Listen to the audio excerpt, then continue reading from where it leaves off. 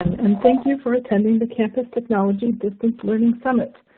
My name is Rhea Kelly, and I'm Executive Editor for Campus Technology, and I'm so pleased to be able to host this day of insight, ideas, and information as we explore the impact of remote work and learning on higher education, both today and for the future. The Distance Learning Summit is being produced by the staff of Campus Technology and made possible by the generous support of our event sponsor, Citrix. We have 3 excellent sessions planned for today. First, we'll talk about how the pandemic has given IT an opportunity to shine, not only in providing solutions to current challenges, but also in stepping up to a strategic level. Next, we'll talk about lessons learned from remote teaching and learning and the importance of peer collaboration. And finally, we'll look at technology trends from the spring semester and potential implications for the future. Now I'd like to welcome you to session 1 entitled How the Pandemic Gave IT a Seat at the Table. In this panel discussion, we'll talk about how the COVID-19 pandemic has enabled CIOs to get involved in emergency response planning, fast-track IT projects, provide critical solutions to campus challenges, elevate the position of IT within institutional leadership, and more. Our panelists today are Alvin and Paige Francis. Jill is Vice President for IT and CIO at Dominican University, and Paige, also Vice President for IT and CIO at the University of Tulsa. Thank you all again for joining us today. Before we get started, I'd like to cover a few housekeeping items. First, if you would like to enlarge the slides, look for the square icon in the top right corner of the slide window. You can also view the presentation in full screen mode by clicking the squared arrows icon. If you would like to submit a question at any time, look for the question field to the left of the slide window, type in your question there, and hit submit. We will field questions at the end of the presentation. If you have any technical difficulties during the session, look for the yellow question mark icon below the slide window. Click there for technical assistance. And if you would like to download a copy of today's presentation, look for the Resource Center below the question field. Finally, within the next day or two, we will email you a link to the archived version of this session so you can view it again or share it with a colleague. The on-demand version of the webcast will be available starting tomorrow. So now to start, I'll let Jill and Paige tell us a little bit more about themselves and their institutions and how they've approached reopening for the fall semester. Jill, would you like to start? Sure. Thank you so much for having me today. I think this is so timely in what we're doing with IT, so I really appreciate it, and I'm glad to be here and share some ideas and learn some things from Paige at the same time. So Jill Alvin, I'm the Vice President for Technology and Operations at Dominican, actually. So the last 3 years, I've expanded my role into facilities and campus safety, as well as IT. And I think that that's has also played in the pandemic planning of being really able to provide a more comprehensive view of the institution. And so the slide shares some recent updates for Dominican. We're a smallish school, about 3,200 students outside of Chicago. We draw, though, quite local. Even though we have people all over the place, we do have quite a few students that are coming from the city out into the suburbs to join us. This year, we are doing single occupancy on housing, so we only have about 400 students living on campus. But have about 2,200 undergrads and 1,000 grads, and actually up in enrollment this fall, about 4%, which was quite a delight and a surprise. With, as you can imagine, all the planning for the summer, we did not know what COVID would bring and how it would impact us, like every other institution, looking at ways to make sure the budget would be there and we're covering all of our extra expenses with COVID. But I think we're well positioned, hopefully, to continue to see that growth into the fall and really feel good about the student body that we're serving and making a difference for. Certainly a challenge. You know, I think one of the biggest things that we've seen with COVID is the increase of the digital divide, and I think our students are well representative with that. We do have several that come to campus to participate in their online classes, because of the challenges that they have at home. So we are this fall about 40% of face-to-face or hybrid classes on campus compared to last year. And so quite a bit of a jump to do remote, but yet still really trying to have a student experience on campus for the fall. And plans are already underway for the spring to be something very similar. So trying to be at about 50% density compared to what we normally had so we could do proper spacing and the like. So much more to share, but again, thank you for having me today. I'm really glad to be here. Thanks so much. And Paige?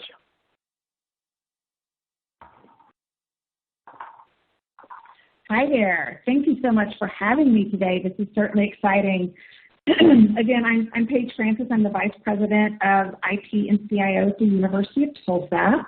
We are located, surprise, in Tulsa, Oklahoma, founded in 1894, private doctoral degree granting institution. We are one of those private liberal arts-focused institutions that are nestled in the South. We have an enrollment right around 4,000, with about 3,000 of that being undergrad, approximately 1,000 being graduate. Our average class size is small, 20, Division I athletics, and we've got a 96% placement rate. So we pivoted in the spring, like so many other institutions, to all remote within about 10 hours. And from that point forward, I immediately went into this catastrophic mode of what is the fall going to look like. And very rapidly, my position changed within the university from reporting to the executive vice president to reporting to the president. I think fairly rapidly, our institution recognized the important role that technology was going to play in the facilitation for the future in this COVID new abnormal that we were facing. So our entire summer was focused very much on what is the fall going to look like, and we provided for every scenario that might pop up. So our fall, very similar, we made the decision to open, and we are single occupancy. Thankfully, we do have a plethora of dorms and apartments available on our campus, and we are close to full, at capacity. We did assign some areas within specific dorms to be areas to quarantine students. But I think our latest stats, we are right now hovering around a 1% positivity rate on our campus, and last week we were 0.5%. So we've done a really good job of protecting the health and wellness of our students, faculty, and staff on campus. Now, a little bit different, if you had told me last February that I needed to shift all of our courses online, I would have my eyes would have widened. Again, we are a traditional institution, and although we did embrace online in some way, shape, or form, it certainly wasn't at 100%. We made the decision to make our users, our campus, feel more comfortable. We are very much, University of Tulsa is very much a campus of choice this semester, and we plan the same for next semester, the spring. And what that means is that we upgraded 100% of our classrooms over the summer to make sure that we could support a very hybrid, high-flex environment. We have students that are learning from within the classroom or within their apartment on campus or from home. We also have faculty members that are teaching in the classroom or from their office on campus and also from home. So we needed to make sure that we were able to deliver solid quality education that TU is known for from every location and deliver to every location. So it's definitely been interesting. It's been quite a ride, and the ride continues, and I can't wait for the rest of our conversation today. Thank you for having me. Great. So You know, in those early days of campus shutdown, I was hoping each of you could talk about some of the specific technology challenges you were faced with. And I thought maybe we'd start with Paige, because making that shift to remote learning in 10 hours sounds like one of them. Absolutely. So 10 hours was the fun part. Also keeping in mind, keep it swirling in the back of your mind, the fact that we are a very traditional institution that had not fully embraced online. So our biggest challenges, technology-wise, were, identifying what our folks needed. What did our students need to be able to succeed? What did our faculty members need to be able to succeed, and our staff to support all of this?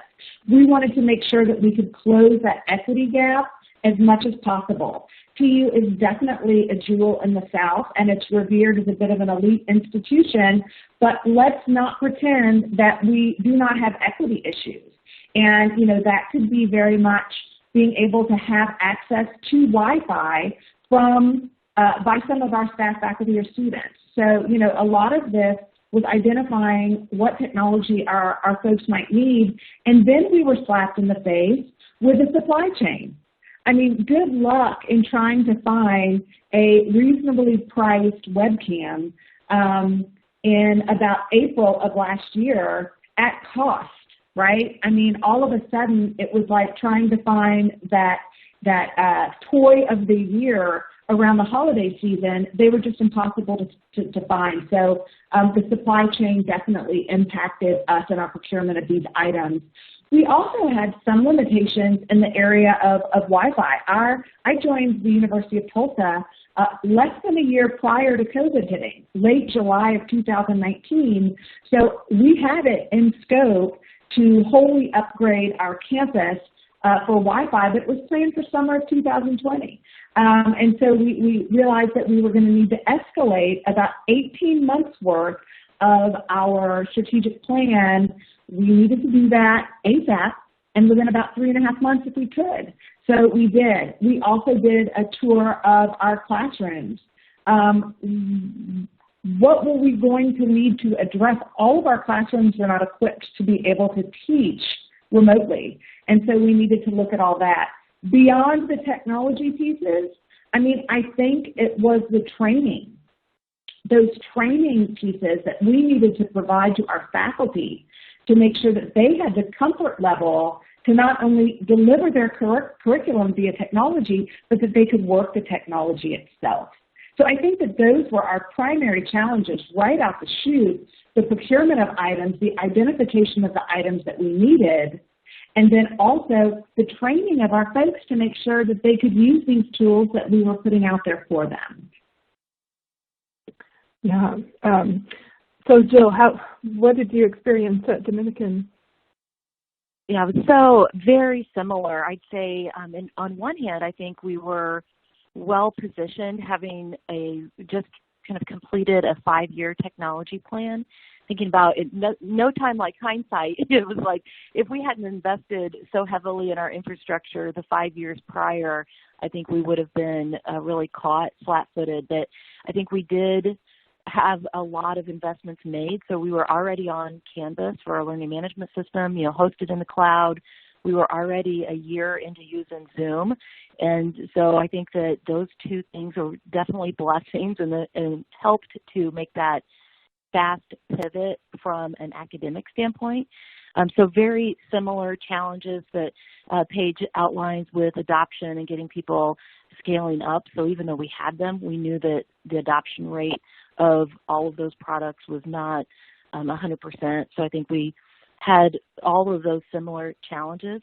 I was thinking about what else, and we were just having a team meeting last week talking about the other gaps, and the things that we don't talk that much about are really kind of on the business side. I'd say one of the other challenges early was the paper-heavy processes that still exist, especially for the business office, and how we even were going to pay bills. And so we got creative, and I think the other big thing that was really highlighted in those early days was the fact that we still are running on a 1988 phone switch. And so how it was hard to get people to think about making calls on behalf of the university from home if you're using your own cell phone. And so really trying to figure out how to do that for enabling the other remote work that was going on in support of the institution. So again, I think technology has certainly been the differentiator for so many departments, and I think we'll talk about that in some of the future points about how this is a moment, I think, for us to really see how we've invested, and then where do we go from here. So obviously you both needed to scale up tools and infrastructure. And Jill, maybe you could talk a little bit about which things, having just completed that 5-year plan, were there specific areas that you were just incredibly grateful for having and any areas that you needed to address? Yeah, I think that, again, the infrastructure proved itself to be solid. We had already done the investment, probably most critically, in just the connectivity to the cloud. So making sure that we had enough bandwidth for when people were on campus, and now we've turned them all around and they were at home, still trying to get to some resources at campus, but we had also moved many things to cloud already. And so I think that was also a blessing. It's been able to, we'd worked hard to eliminate single points of failure in that infrastructure, and this proved how it can work really from anywhere at any time.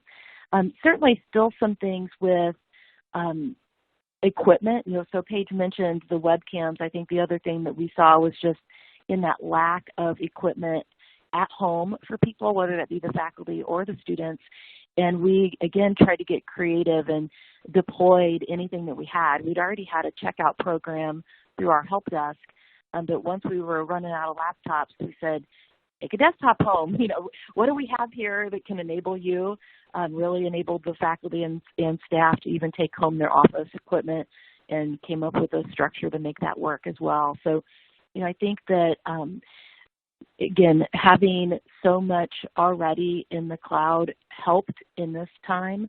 And so some of the pieces that were remaining, we did have to get creative with some of the specialty software, if you will, that runs in either computer science or like fashion. How could we do that and still have the software available to the students when they couldn't come to campus? And those are, we've done it in a short term, and I think thinking about long-term scaling, those are things that we want to come back and revisit. One of the items I share, it's kind of counterintuitive for IT people, but we had to really learn to let go. We had to not have control over everything and let people figure it out, what would work for them. So it might be how they were the tool of the choice, if you will. And now I think we want to come back and get more to the standards. Again, it's more of a scaling of support at this point rather than just the availability of the infrastructure. Mm-hmm. And Paige, I heard you talking about the wireless infrastructure and needing to accelerate that plan. Could you talk more about that and other things that you needed to scale up? Absolutely. So having just started at TU the previous July, I had been on quite a listening tour, going around campus, developing relationships. We had really, as a team, started to up our game in the areas of customer service. So when COVID struck, we were already in the middle of a conversation with our campus.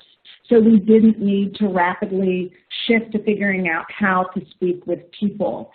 In many ways, some of the efforts that we had taken on last fall, it's as if everything we implemented and planned for was made for this looming pandemic, which of course no one could see that's coming, but so much that we had worked on and already implemented really eased our situation moving into the dramatic shift to remote. I mean, some examples of this. We had just in January rolled out and started to heavily use Microsoft Teams for All, which I will say saved our bacon as an institution. We had already socialized and started to use this collaborative tool to keep in touch and to lessen the amount of face time on campus. We also had a very solid implementation of Blackboard and Panopto. So while we had the learning infrastructure in place, all that was missing was 100% of our campus using. And then surprise, right? You go to bed one night, you wake up the next morning, 100% of the individuals are using these tools that are in place. Now, there were some areas where we needed to scale up on some of the tools that we already owned. An example of this would be our testing solution. So, immediately you start thinking about how are we going to proctor some tests. And, we called ProctorU, and they had reached a point to where they were not able to expand to new customers or to increase what they were providing to current customers. Like, they hit their max. Like everything else, like bandwidth in the nation, they hit their max of what they could take on. So we needed to deepen our relationship with respondents. So we'd always used the lockdown browser, but we needed to look at the monitor tool to be able to help us with some of our testing. So that was increasing that area. We also needed to invest more in some tools like document cameras. We had those for checkout in certain areas, but obviously that isn't going to work when you have a complete remote workforce. So we needed to invest more in document cameras. Wi-Fi upgrade. We had planned to begin that in early June. So of course we start looking at this, let's get this going in May. Supply chain. We couldn't get the access points we needed. So we needed to push this upgrade to start in July, and guess what? Within the next 2 weeks, a full campus Wi-Fi upgrade will be complete thanks to the partners that we were working with. A 4-month implementation, which included not just academic buildings and residence halls, but for the first time, TU is able to provide full and robust Wi-Fi 6 across all of our outdoor spaces as well as parking lots. So what we did was every step from that 10 hours when we needed to move, every step that we made past that shift to remote, we started thinking about each and every step with more intentionality than we had before. Like, we may not have prioritized parking lots, but we recognized that the fall might very well need students driving to campus, sitting in a parking lot socially distant so they could access Wi-Fi because they couldn't in their rural home right outside of Tulsa, Oklahoma. So we started thinking about things more broadly, and then beyond that, some of the plans that we had made in the fall of 2019 really supported our efforts in moving towards contactless, like mobile online and mobile dining orders. We did not have that in place, but we had planned for it. So when we did open up in fall, we already had a mobile solution in place to sort of support that contactless environment. And when everyone started talking about contact tracing, we just started digging a little bit more into our Power Apps, which came delivered with Office 365 and our campus site license. So we started using the tools that we had and really using more deeply the tools that we had. Mm-hmm. So you think about all of the projects that you had to work on. What were some of the wins that really gave IT an opportunity to shine? I think probably that wireless access was one of them. But so Paige, what would you say to that? I mean, it may be surprising, but I would say the one project that we worked on that ended up being the biggest one or let's just say the most mentioned by our current president, is the ability to order using a mobile app for food, right? You start thinking about what the logistics look like when you welcome students back to a socially distanced campus and trying to identify all of those contact points and lessening them. So she really used that mobile dining app as an example of what we needed to bounce all of our other services up against. Where could we lessen this contact? Another huge win for us from an IT perspective is that there was no one on campus that was prepared to provide faculty training between the spring semester and the fall semester, and we took that on. So despite working on a Wi-Fi upgrade, despite, building up all of these concise web pages geared towards, we had one that was dedicated to faculty that was keep teaching.utulsa.edu. We had the students keep learning.utulsa.edu. We had staff keep working.utulsa.edu. We kept working on all of these pieces to better support our campus, but the one area I think that got us the most street cred was putting together a weekly session for faculty, by faculty, coordinating it ourselves to help them teach in this socially distanced new normal. And we used one of our Microsoft Teams to do it. So that made us sort of the team to contact first when they would have needs during this chaotic time. So it's silly, the mobile apps, a big deal, kept it contactless, and then providing the training to our campus on how they could cope. I mean, our communication was persistent and it was pervasive. And I think that wouldn't normally be something that you would align to or attribute to an information technology department, but we really stood up and stood out as sort of the thought leaders and the drivers of success during this period of high anxiety and responding to a new socially distanced norm. And what a great way to make those relationships with faculty. So, Jill, what IT wins made the most impact at Dominican? Yeah, I love Paige's example of working with the faculty. I think that training, aligning behind the faculty, so it's faculty to faculty with a bunch of IT support behind it, because we did a lot of similar things. I think the biggest win with our faculty task force group was implementing and rolling out for the fall what we call the template in the learning management system so that they could structure every class, be ready for it to go all online again if we needed to go remote, but to try to listen to what the students told us about from their experience in the spring and try to give a bit more consistency in what that online course experience was like. So we rolled out a template as well as what we called the playbook.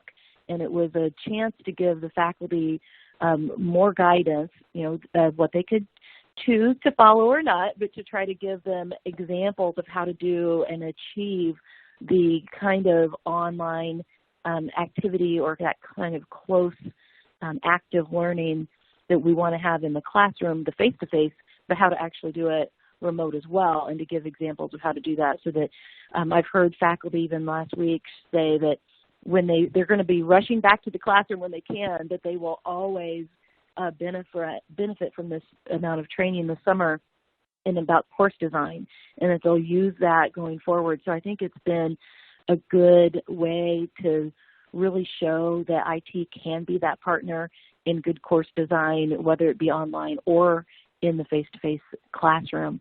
And then the other project I'm really proud of is that it had to do with data. Early on, we had the opportunity to partner with a local firm called Datacenter, and they helped us in a data project that mapped Johns Hopkins data on COVID with our data.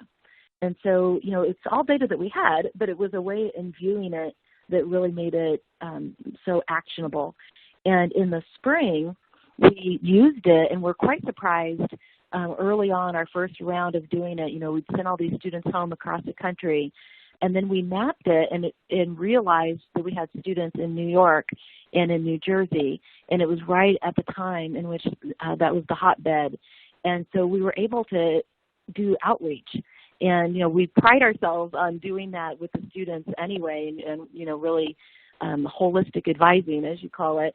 And that I think that was in action. We saw that, and then we used that same tool to map out to our local students, local resources to them. So as we saw spikes in Chicago, we could identify that local zip code and then match up what some of the resources were in that area and get students additional information of what would be available for them. It then further helped our planning for the move back, so that we were able to really see what was the COVID experience for the students that we were planning to have come back. And that might be as they were moving from across the country or even from just downstate. But, COVID's not the same everywhere. And as we continue to see it evolving, this platform has really been instrumental as we've enabled our Student Success and Engagement Division to use it themselves. So it's not something that IT has to do for them. We worked hard to get it set up on their behalf, and then it's really shown how data can make such a difference in the direct work that we're doing with the students. And I think that division continues to talk about how it's making a difference to the student. And so, a great win for a data project in a real-time, very impactful way for the students. Yeah, that's actually a great segue into my next question. Data-driven decision-making has been a buzzword, it feels like, in higher ed for forever.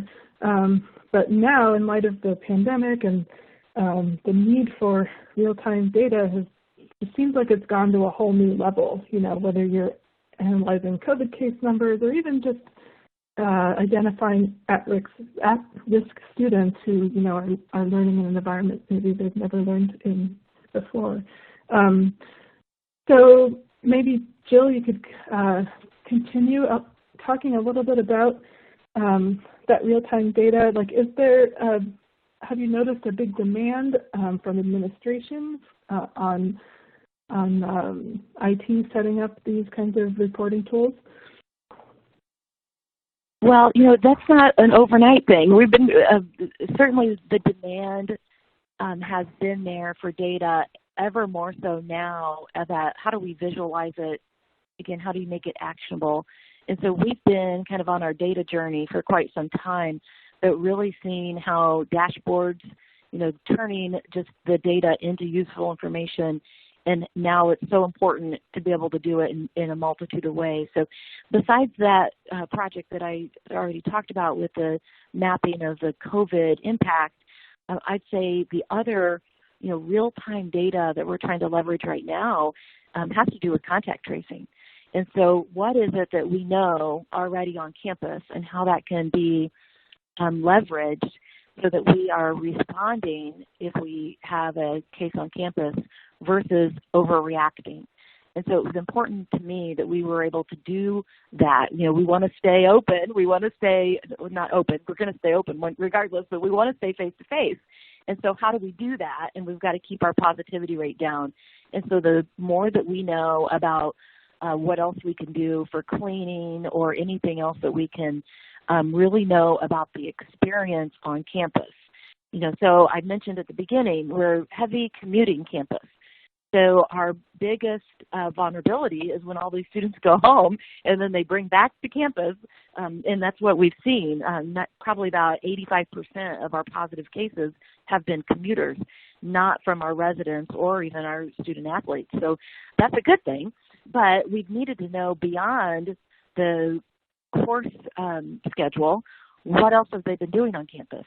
And so we've been really using that real-time data, whether it be from our network, the leveraging the Wi-Fi network data, leveraging door card access data, leveraging things that we know about where people are traversing campus, and how then that helps us respond appropriately when we need to maybe do additional cleaning because of a positive case.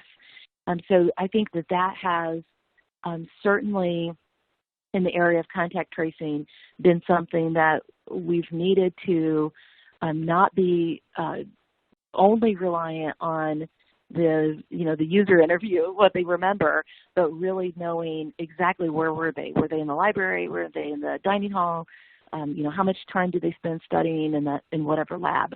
And so I think that has been helpful, and probably something that will be interesting to see how it persists post-COVID. Mm-hmm. So, Paige, how has the need for real-time data impacted IT at Tulsa? I mean, I feel as if this has been a decades-long story, right? In all instances, when I think about everything that surrounds data in universities, it's very much like needing to refuel a jet midair, right? And so, from a TU perspective, we have been working really hard on cleaning up our data and restructuring the storage of our data.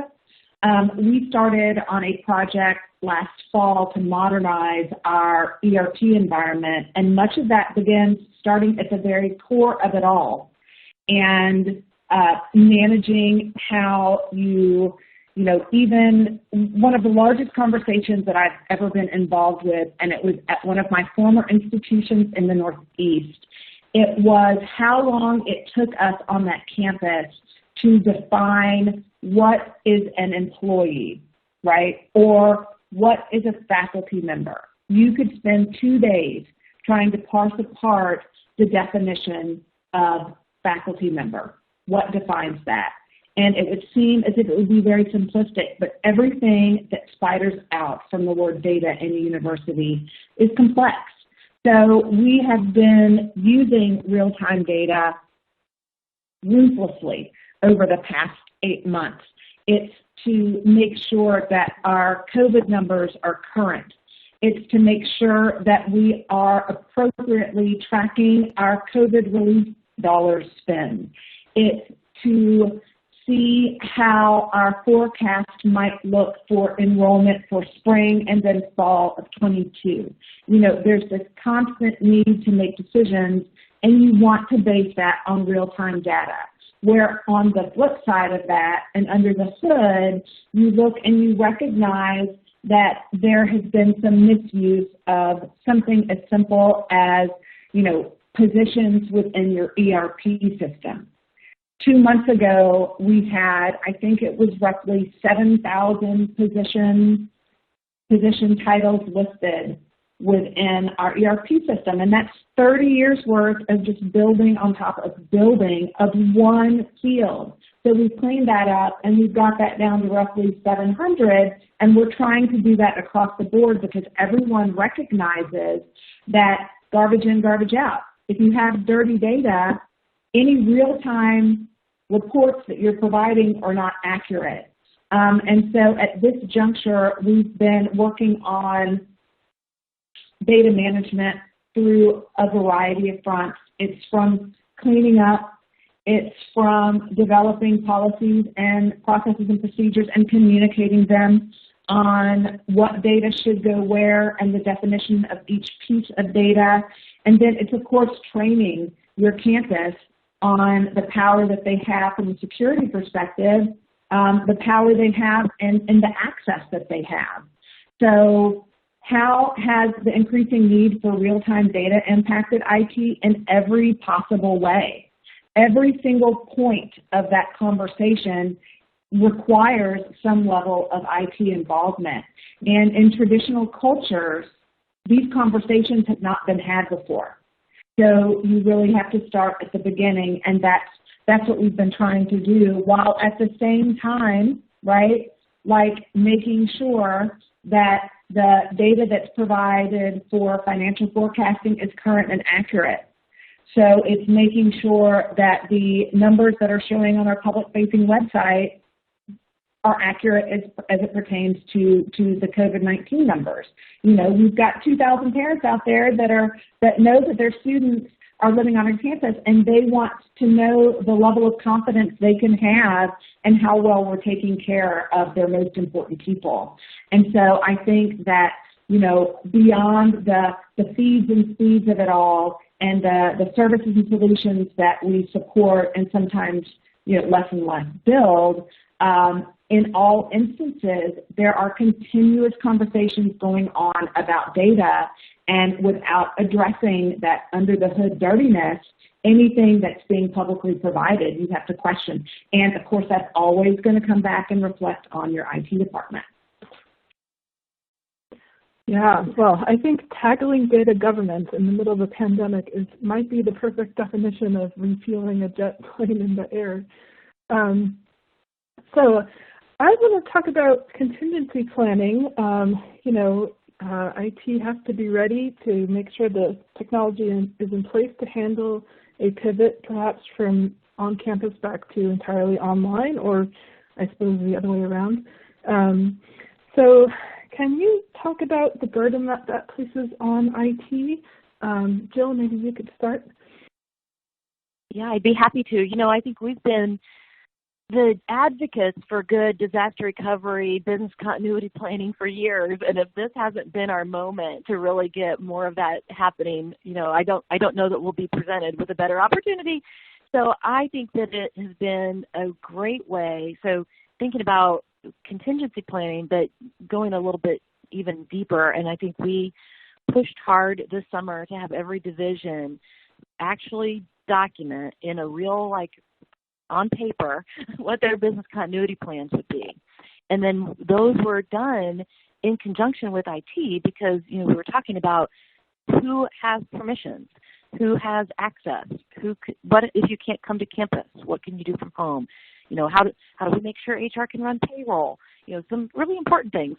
And then if we are doing split time, so we're lowering the density on campus, but how does the office need to be set up? So what plexiglass did we order? All of those comprehensive things, but each area really taking this as an opportunity to document the business continuity plans. And how I think it's been really helpful in IT is it's a chance to also really know the work, right? So work with each of these areas, understand what it is that they're doing. Sometimes we can think that we know how a system might be being used, but this is an opportunity when they have to really get down into who's doing what and from where. I think it's a great chance to understand the work and then what. So we even kind of took it a step further into saying what services could be combined. We've been planning on doing it already, but with that mapping of the work, and one of the outcomes was working with a shared services model for financial aid, registrar, and student accounts coming together into one physical presence on campus, but then being able to staff it across those three areas now gives them an opportunity to be in a job rotation, working from home and working on campus. And I'd say there's examples across almost every department of how we've, by digging in and understanding their work, now we can see where the gaps are in what technology can better do for them or what needs to be revisited. As well, then just again, making sure that mindfulness that they even know the tools that are available for them and security on top of all of it, right? That's been an incredibly challenging time with that. But I think had we not really went through and pushed or updated truly on paper type of plans, I think it was a great exercise all the way up through the VPs to understand each of their areas. And honestly, I think staffing changes are about, I think we'll be thinking about how COVID is going to impact that for a long time to come. I think understanding what work can be done remote, and that's not, if it's working now, it's going to work later.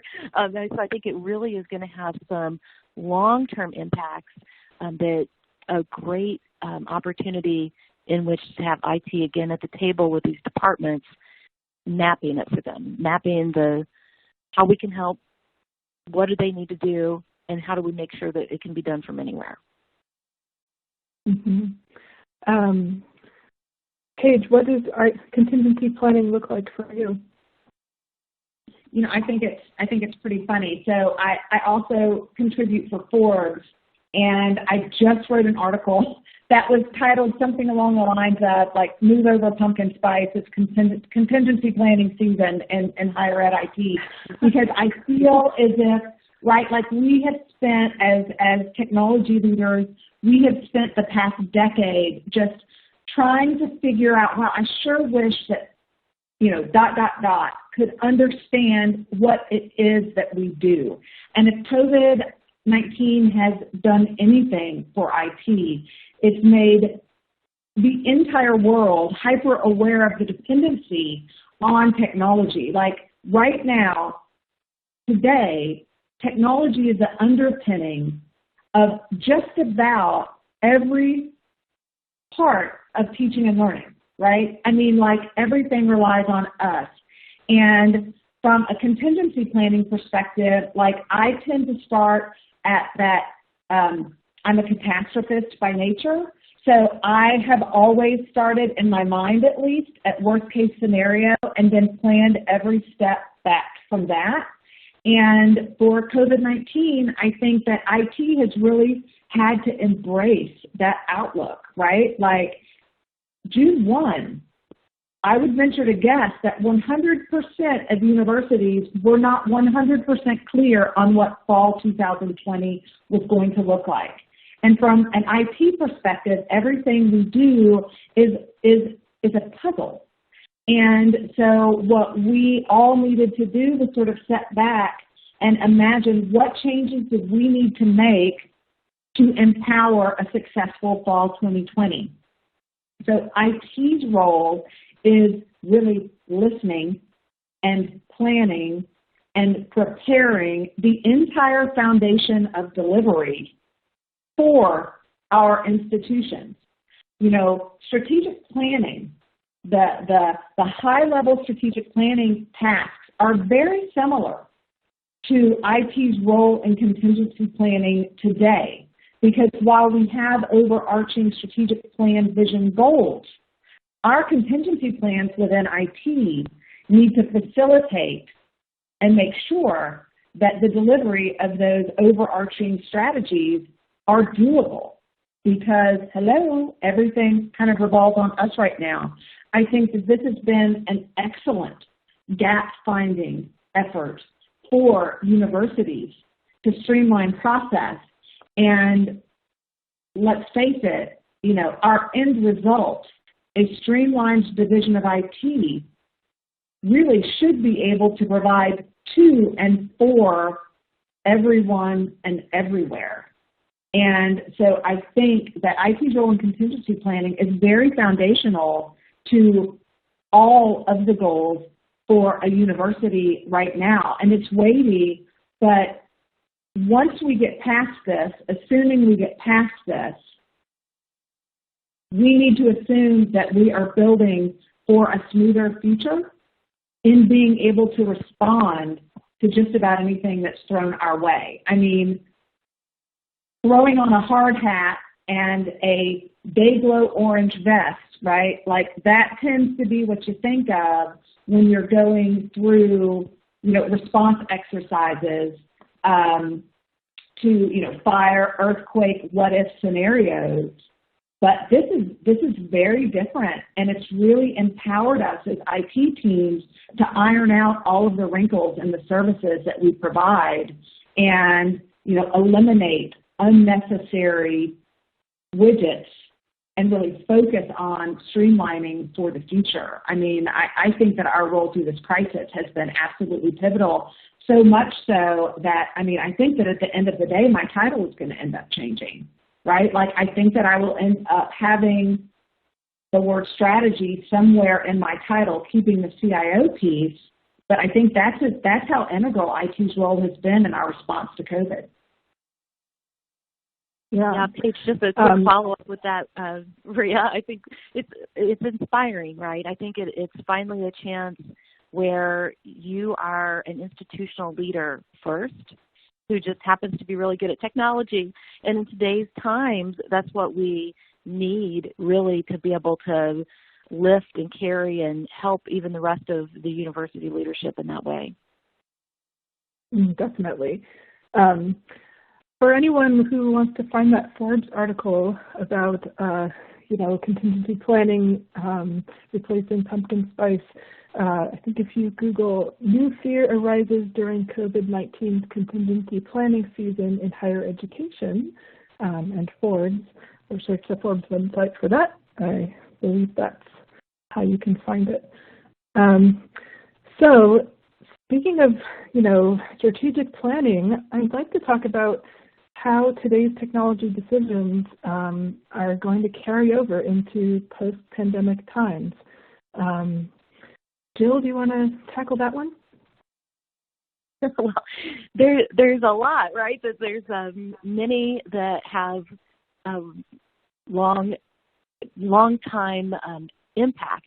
But I'd say I was just having a conversation with one of the team members yesterday about we can't also get too worried that we have to be committed to something forever. So there's things that we're trying and we're doing now in response that might need to go away, or we might need to do it better or different once we have a chance to really assess that and see what might work better for the spring semester, what might work better for next fall that we need to change out. And that could even be, that could be anything related into our practices now with how to keep a healthy campus, but it could be other things. And so there are a few just quick examples. I would say remote support is one. We started really revolutionized our help desk and being able to use Zoom rooms right away. We set up a monitor the very first week whenever it was going down in March, trying to lower the foot traffic into the help desk. We set up a monitor in the hallway and with a camera, and they could do some remote support that way through Zoom. And then that persisted. It was very active over the summer, and I think that that's something that will continue, that we'll have that offering. Not that you still can't call or that you still couldn't come into the office, but that you really can then have a almost like a telehealth visit, but with IT. So I think that that's something that is likely going to persist.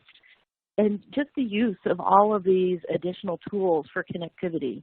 We also have Teams. Paige mentioned doing Teams. We haven't had a big socialization of it yet, but I think Zoom certainly is in everybody's world now. And I think that we've already seen, like our faculty meetings and our university assembly, that we're doing those all now via Zoom and actually having great participation. And so how do we even do those better?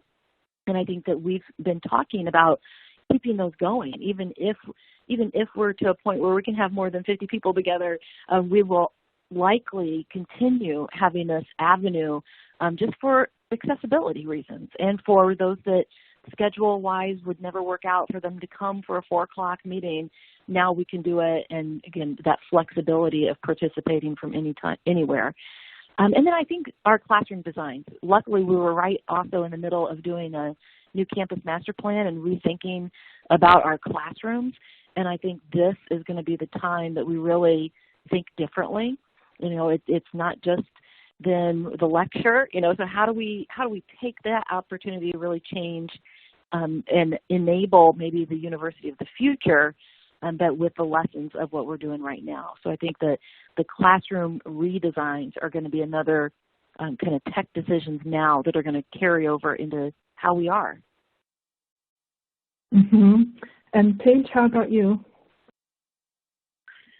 So I will say that, I think that if there's anything more exhausting than the phrase that we've heard over and over, new normal, it's that never waste a good crisis. And I think that, although that's kind of hard to think of, I certainly hope that, that we have seen the positive in taking advantage of being able to execute on our already established plans that will result in lasting improvement to institutions.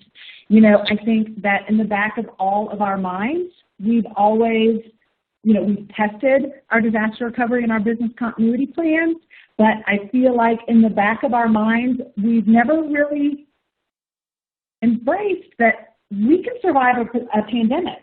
And I think that at the end of this, as IT teams, there will be a level of confidence there. My gosh, we've survived the pandemic, and we've been able to continue the business through the use of technology. And I think that, today's technology decisions and the elevation of our presence, it's really helped show the value of IT. if there were ever questions in individuals' minds, those questions are gone, right? Like IT is a value add to an institution. We may not be a revenue generator, but ain't nobody going to be generating revenue without a solid foundation of technology. I think that we will walk away from this with stronger IT teams. I think that we will walk away from this having proven ourselves to our users and anyone that will look. And I think that as universities, if our primary goals, which they need to be, are student success, supporting student success, I think that one of the biggest mistakes that we will make is empowering institutions to go back to the way they've always done things after this pandemic. And in striving to support student success, we all need to recognize that the technology solutions that we've implemented really do check numerous boxes on being able to support today's students in a way that they want to be supported. Students might, moving forward, want to opt in to participate remotely in a class from their on-campus dorm because they just #cannot, or they're not feeling great.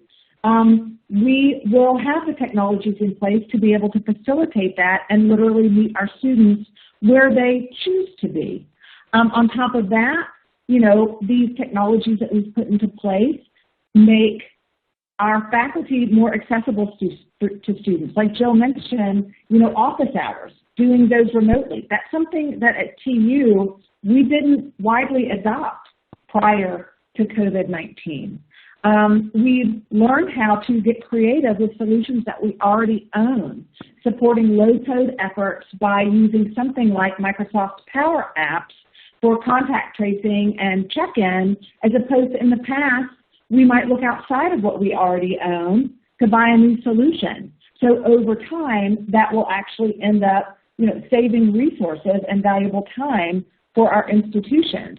We've also embraced the cloud more than ever. I can remember just 5 years ago still having arguments with people outside of IT about how safe is the cloud, right? Okay, well, that seems like a million years ago. I mean, last March seems like a million years ago. But nobody's really going to be arguing the security and safety of the cloud. What you've done now through this time is have those conversations about what needs to be folded into contracts to protect yourself. And mainly, what we've been talking about the past 2 years. We are going to be, our technology decisions after this pandemic, what they have done, they've created an environment that makes us all more capable of pivoting, of changing rapidly, and then being able to go with the flow a little bit more with the occasional connectivity drops or like teams being out for 2 hours. Like, we are surviving these things. And I think that, in many ways, the technology decisions that we have been making, once we get past this current pandemic, we're going to be prepared for the next one, but also we're going to be stronger, and we are going to have technology solutions put in place, baked in to better support student success and users that aren't afraid to partake of them. Yeah. Well, gosh, this has been such a wonderful conversation that we are actually out of time. So I would like to thank Jill and Paige for just a great session, and also thank our event sponsor, Citrix, for helping make today's conference possible. I also want to remind everyone, if you'd like to download a copy of today's presentation, look for the Resource Center below the question field. And also, in the next day or two, we will be emailing a link to the archived version of the session so that you can review it or share it with a colleague. So coming up next, our next session, Lessons Learned from Remote Teaching and Learning, begins right here at 10:15 a.m. Pacific. And thank you very much for attending the Distance Learning Summit. This concludes session 1.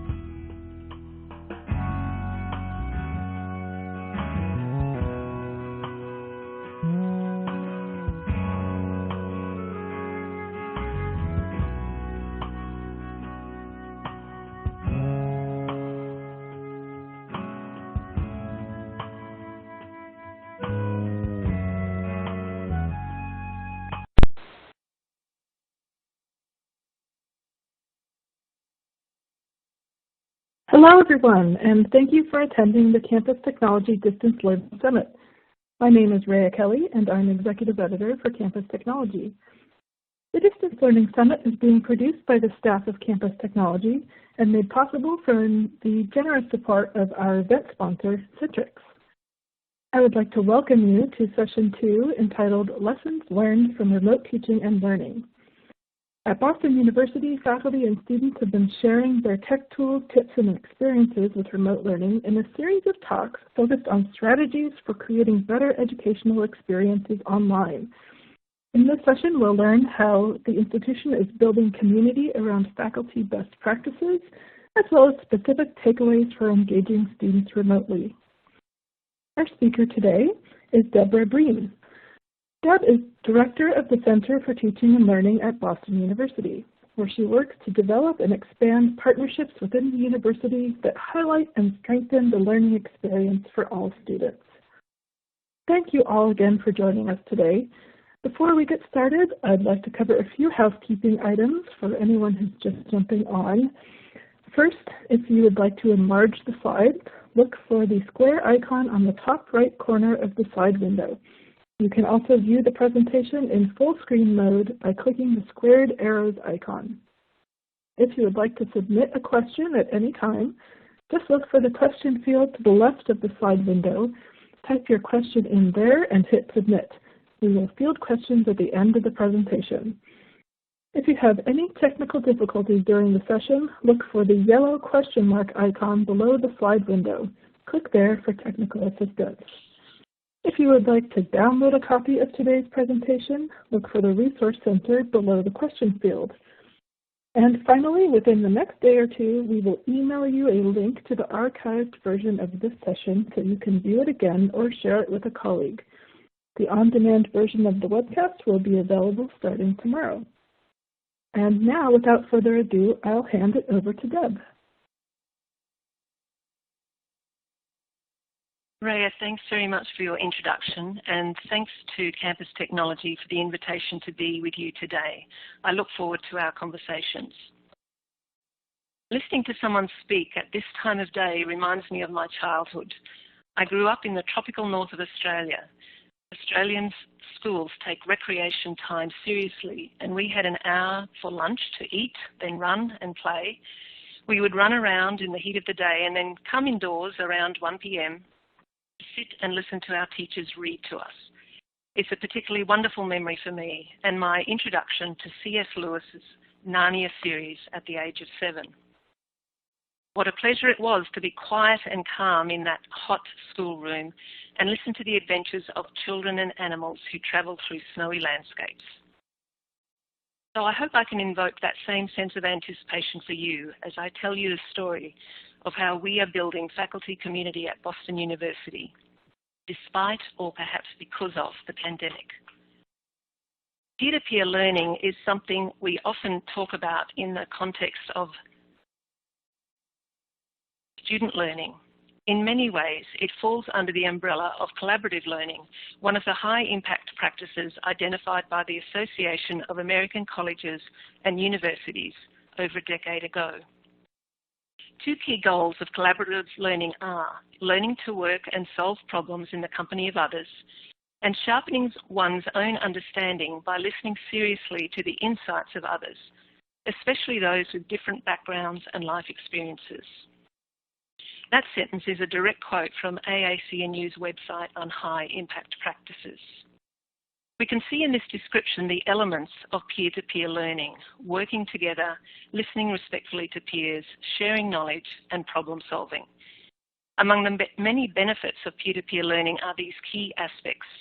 It builds cognitive understanding of a topic when students relay information to each other. It provides active learning opportunities. It creates a shared understanding of key terms and approaches, and it builds community among students in classes. These approaches and benefits can also be translated to peer-to-peer learning for faculty, and that's what I'm focusing on today. I'll be looking at how peer-to-peer faculty teaching and learning can build much-needed community on campuses and extend the reach of faculty support units such as Centres of Teaching and Learning. So here's a quick overview of what I will be speaking about today. I'll start with some quick context and then discuss 2 examples of faculty community and best practices before going on to some lessons learned and finally to your questions. So first, some context.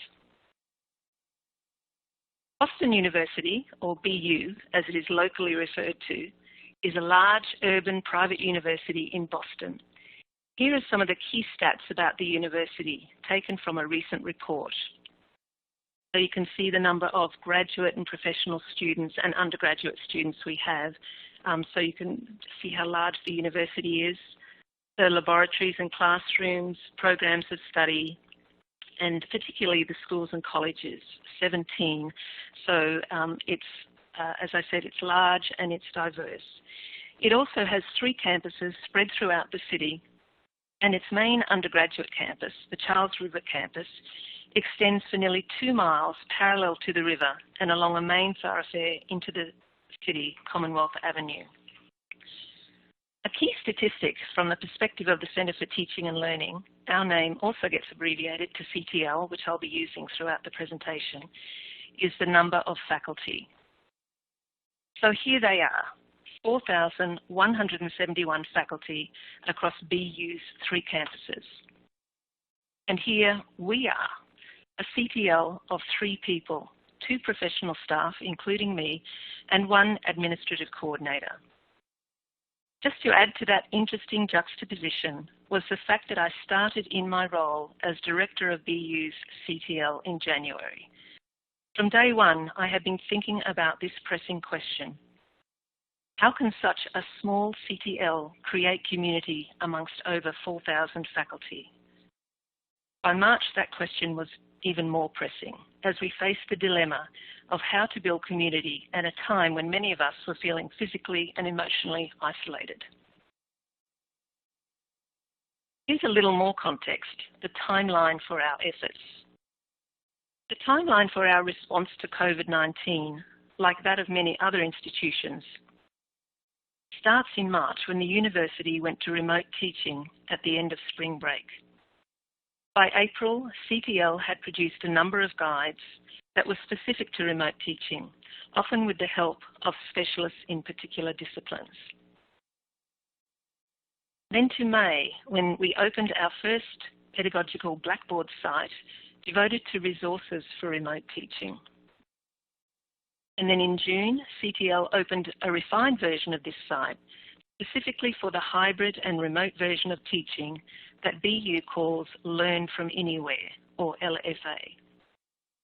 This is similar to what is often called HighFlex elsewhere, with students who may either be in person in the class or synchronously remote. This Blackboard site was dedicated to training the faculty coaches, a program that I'll come back to later in my presentation. And then finally, in September, BU embarked on the Learn from Anywhere teaching program, welcoming students back to campus as well as welcoming them to class from around the country and indeed the world. Let's expand just a little more on some of those activities. When the university went to remote teaching, we had an immediate need for specific guides that would help faculty with what was a new style of teaching for many of them. In CTL, we produced a number of guides, some of them through working with faculty in specific disciplines. This is one example of those guides for faculty working in hands-on classes in STEM. Interestingly, part of this guide includes a crowdsourced document that grew and grew as faculty from around the world added examples of ways to teach laboratory classes in a remote environment. Other guides covered how to teach performance and arts classes in the remote modality, considerations for diversity and equity, and approaches to assessment, including explanations of the different exam tools offered by different departments or schools at BU. Although we had some of this information on our website before, existing guides had to be revisioned and new ones created to take into account the changing circumstances. We also developed a Blackboard site dedicated to resources for remote teaching, as I mentioned earlier. This was used throughout the summer by faculty and graduate student instructors. We divided it into 4 sections: getting started, fostering classroom community, content delivery and learning activities, and assessment. In each section, we highlighted pedagogical principles and strategies, as well as technologies that could support these approaches. Although this Blackboard site was initiated by CTL, we also partnered with faculty by inviting them to post examples of assignments or teaching strategies throughout the site. They also shared resources and ideas with each other on discussion boards that we set up. We call these discussion forums faculty conversations.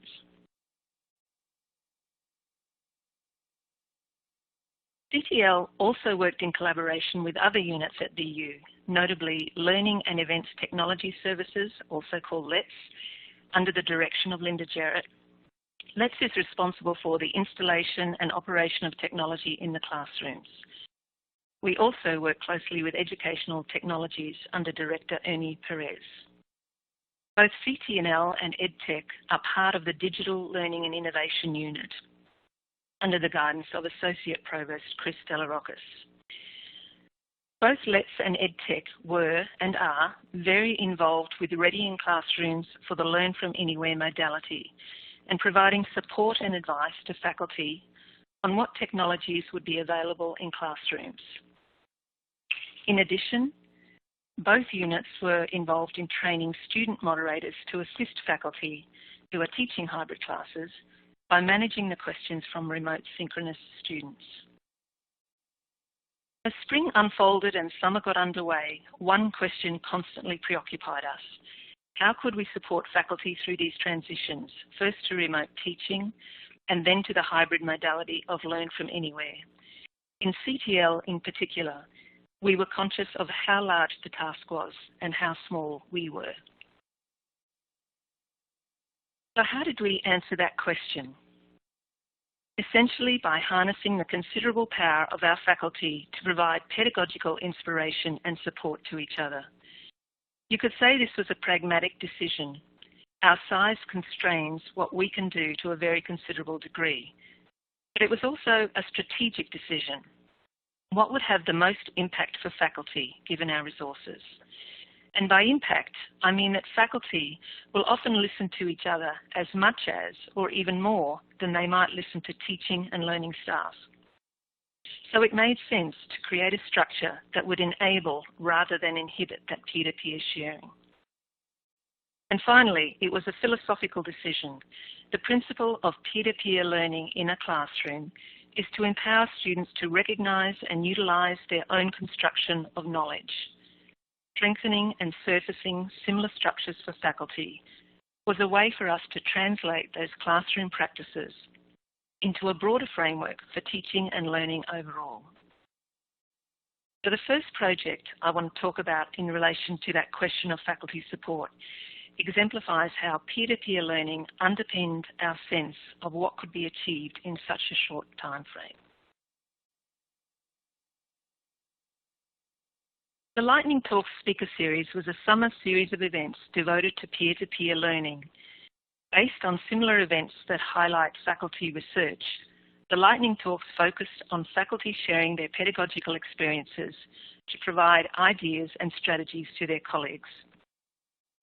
Over the summer, we hosted 7 events with 5 speakers at each event.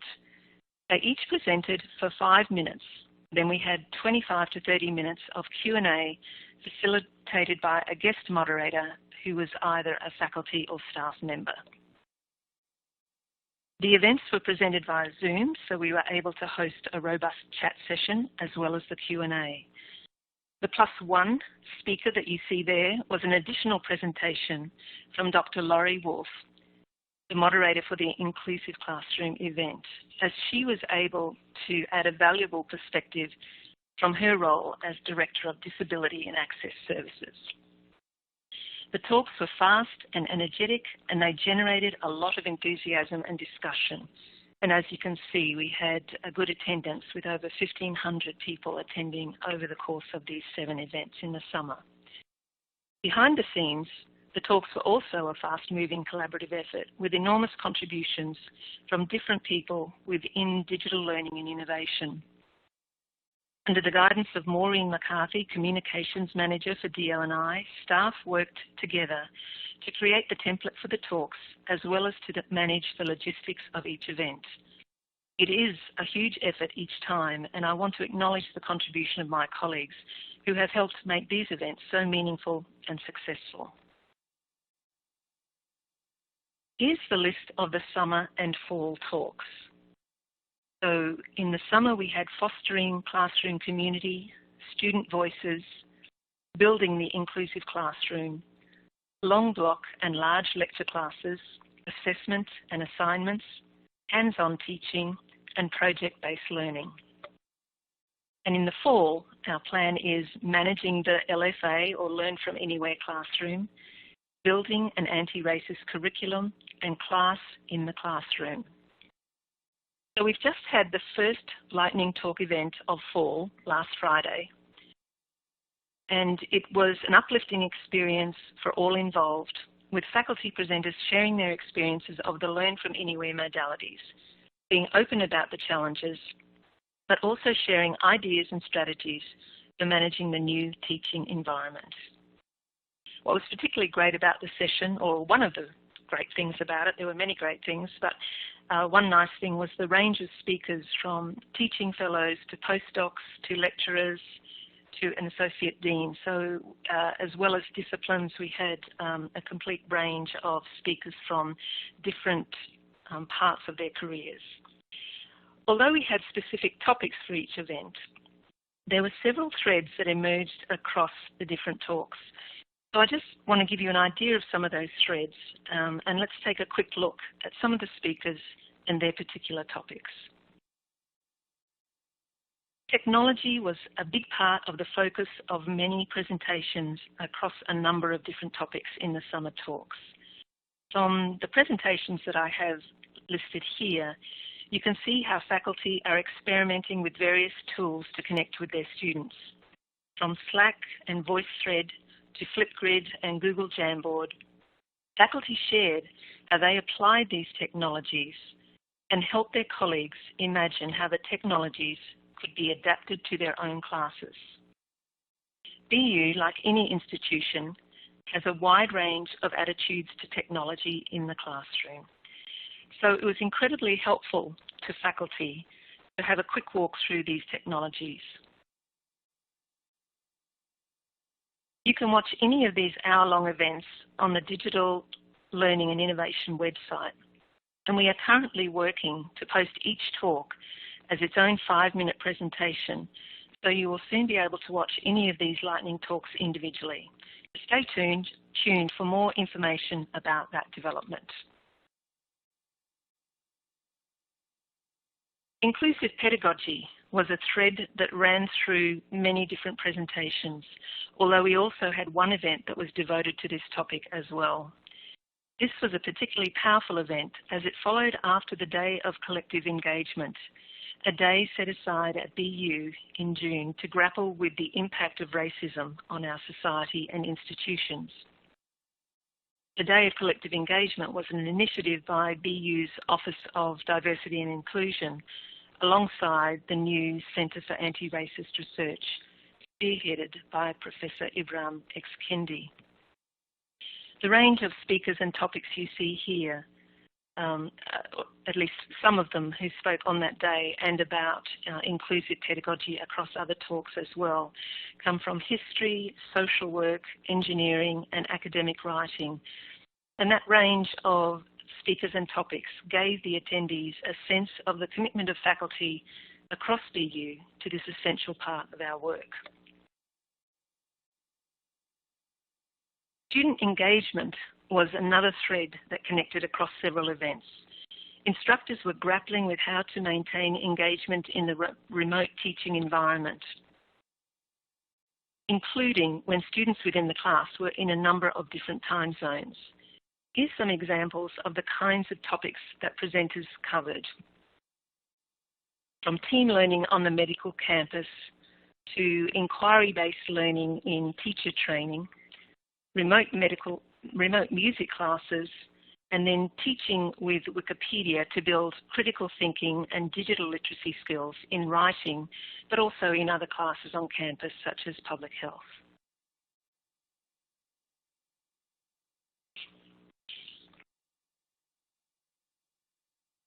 So I wanted to give you a taste of these lightning talks. It's amazing what can be achieved in 5 minutes. So here's Amber Navarre from World Languages and Literature talking about her use of Google Jamboard.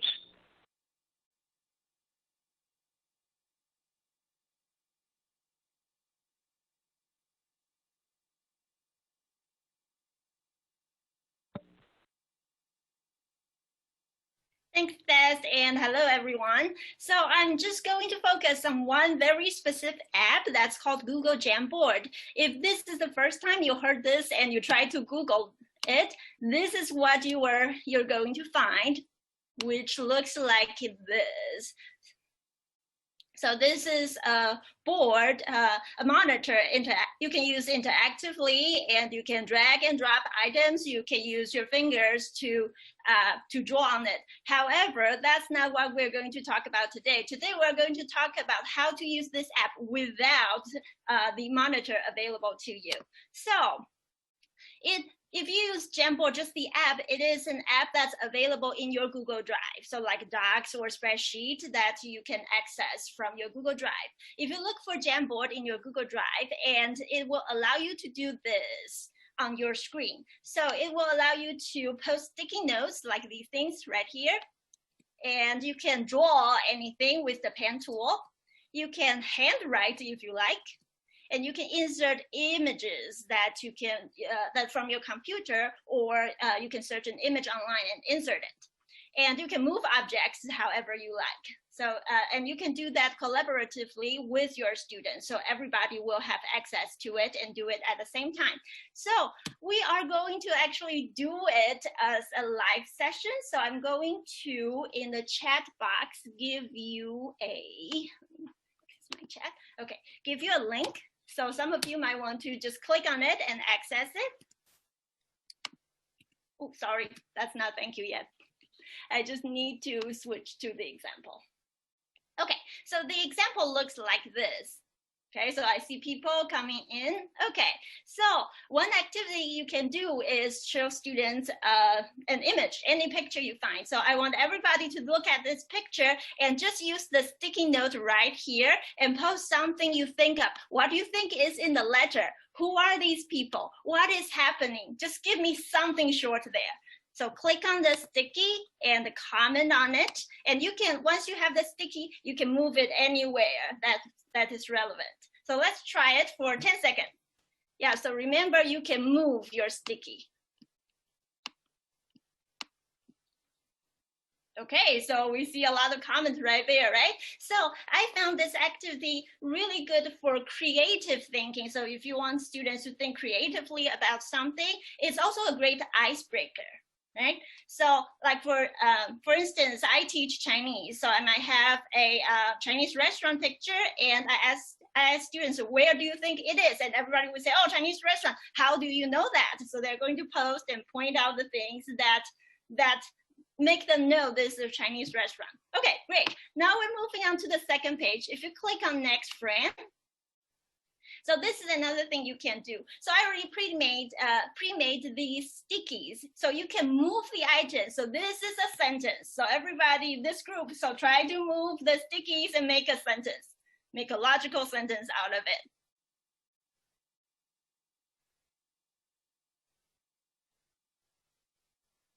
Okay, someone's trying to use the pen tool. Okay, I saw a cat yesterday. Well, okay, somebody moves yesterday to the end. Okay, on the street yesterday. So this is another thing you can do. So I'm a language teacher, so I would ask students to unscramble sentences. However, it's also useful for, say, historical events. So you can order them by time order, or you are teaching something that is a procedure. So you can have your learners students move things so that it follows the steps. So these are things you can do with the students as a group. You can also use it to work with them individually, like this. So for instance, I have actually made several pages that's all writing practice, so they can use the pen tool to handwrite on it. So I just duplicate them. It's really easy to duplicate frames in Jamboard. So you just click on the down button, and then there are icons here. So click on this and duplicate it, and you have the duplicated frame. So you can do that. And then the next thing is you want to point your learners to the one. So you don't want everybody to use the same frame in this scenario. So you can have a sticky of their names on it. Okay, so they find their frame. Or you can just ask your students to claim one that is unoccupied. So they can create a sticky themselves and insert their name there. And this is their frame right now, so they work on this one. Another great thing is you can monitor their progress live like this. So you can look at all of their work at the same time. So that's pretty much it, what you can do with Google Jamboard. So yeah, that's it. Thank you.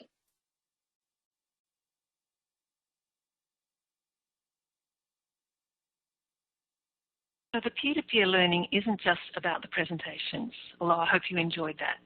It's also about what happens in the chat, with attendees asking questions, making suggestions to each other, as well as connecting their peers to resources.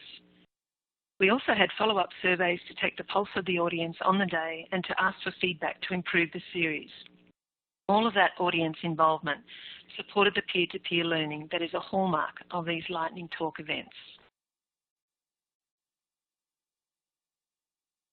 Here's just 3 points of feedback from the hundreds of faculty who attended. It gives you a flavour of the appreciation for the peer-to-peer learning. Clearly, I've chosen the positive aspects. We did in fact get some negative feedback, but overwhelmingly, the responses from those who were involved as presenters, as well as the audience members, was very positive. I want to point out the language in the third quote, the connective window. This is a great way to frame the networks that continue to develop as part of these talks. Through the lightning talks, faculty are connecting to ideas, teaching strategies, technologies, and to each other. The events also gave people some respite from the anxieties of COVID-19 to think about other issues. Here's a comment from one of the presenters, Dr. Swati Rani, after the inclusive pedagogy presentations. Here, I think Dr. Rani is highlighting how faculty may feel overwhelmed or powerless at times, yet they are still able to turn up the volume, as she says, on important issues in their classrooms and provide students with enriching learning experiences despite the difficult times. This was one of the great successes of the lightning talks, that they provided a place for faculty to gather, to listen to each other, to teach each other, and to uplift the power of peer-to-peer learning at a time when many people were feeling very overwhelmed by the circumstances of the pandemic. As I noted in the beginning, faculty were building community with each other despite the enforced isolation of the pandemic. The lightning talks were one way for faculty to support each other. The second program I'm going to highlight for you is the Faculty Coach program, which offered peer-to-peer support of a different kind. As a reminder, CTL at this point had 2 professional staff, so we needed to find an approach that would enable us to serve as many of the 4,000 plus instructors on campus as possible. The model we converged on, and the we here is CTL, along with the online and remote working group that was tasked with finding ways of bringing the Learn from Anywhere project to life, was that of the Faculty Coach. This was a decentralised model that would spread the impact of the Centre for Teaching and Learning. CTL staff would work with a number of faculty, and in some cases staff, to consolidate approaches that would work with Learn from Anywhere. Those faculty coaches, in turn, would work with colleagues in their own units. From July to early August, CTL worked with more than 137 faculty coaches to take them through ideas for teaching and learning approaches that would work in the hybrid modality of Learn from Anywhere. The program was a 2-week intensive with 6 different cohorts, with both asynchronous and synchronous components. And this training program was mirrored by a smaller program for teaching fellows. We didn't aim to produce experts in that time, but we did have a goal of strengthening instructors' ability to work through pedagogical and technological questions with faculty from their own units, and to know where to point them for answers, potentially to help them individually or in groups, and to act as a positive support at the local level. We revised the general remote teaching Blackboard site to have a clearer focus on Learn from Anywhere questions, and this site is called Pedagogical Partnerships. While we were able to repurpose quite a bit of material from the first Blackboard site, there was also a great deal of new material on this site as well. But just as we did with remote teaching resources, we reframed what faculty already knew to apply this within the new paradigm of the Learn from Anywhere model. We included practical exercises. For example, how do you convert a learning activity in a face-to-face class to something that will work remotely, or something that will work remotely as well as in person at the same time, or possibly have an asynchronous component as well. These are the kinds of questions that instructors are facing in Learn from Anywhere, and the training of the coaches was designed to help faculty think through possible approaches that would find answers for those questions. We also rehearsed what it would be like to provide advice, to walk colleagues through their questions and help them find answers. This was a particularly useful practice session as it gave faculty the chance to think through the emotional dynamics of sharing knowledge with peers.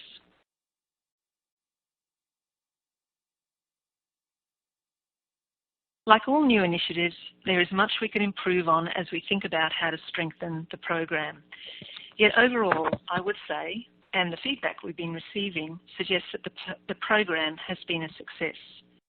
And one of the hallmarks of its success are the many local programs of support being devised by faculty coaches. So here are some of the ways they are supporting instructors in their own units. Instructional videos. A number of coaches made specific videos for their faculty. For example, they filmed tours of classrooms where faculty often taught and took them through how the technology worked. This was in addition to the general support provided by Learning and Events Technology Services. They also developed websites of teaching materials that speak to specific questions of particular units. These were meant to complement the general offerings that CTL developed. Other coaches developed Blackboard sites of discipline-specific teaching materials. So the platforms varied, but the intent was the same, to have materials that were tailor-made for the local need. Faculty coaches also worked on their connectedness. They used social media platforms such as Pronto and Slack. Pronto is new to BU this summer as a site-wide license. Coaches experimented with it within the Blackboard site and then showed their colleagues how it worked so it could be adopted in classes in the fall semester. Slack is used by faculty within their classes, but also within their own programs to keep in touch with each other and quickly share resources. Other coaches used email as a way to check in with particular groups of colleagues. Brown bag lunches and drop-in sessions were also common as a way of sharing information, supporting each other and building community.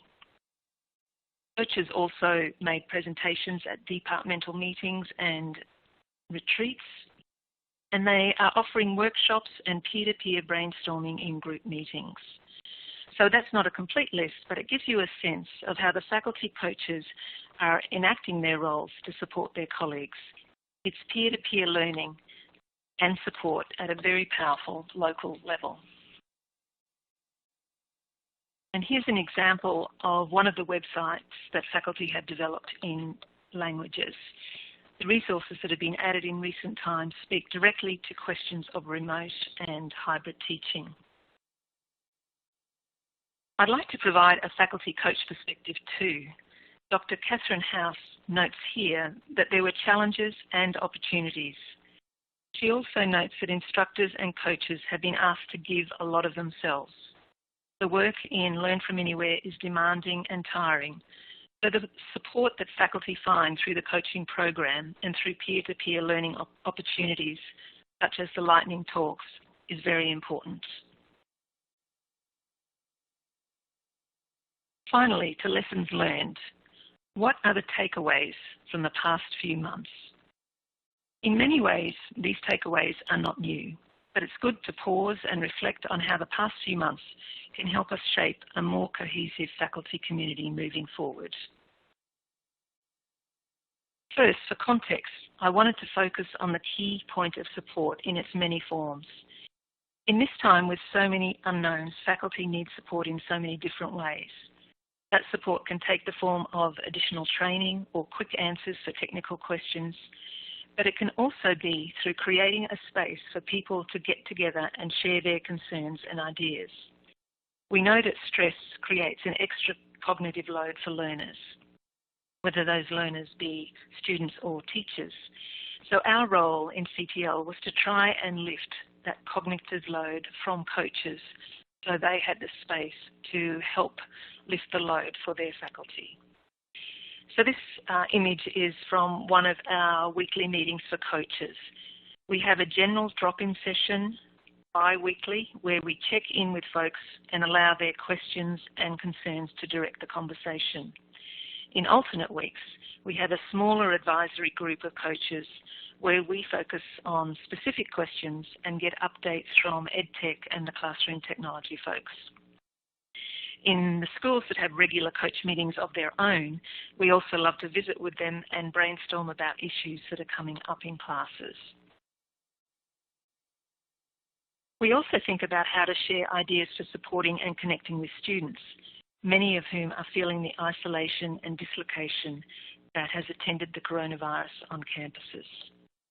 At a recent general coach drop-in session, for example, attendees shared their ideas for how to provide additional connections with students.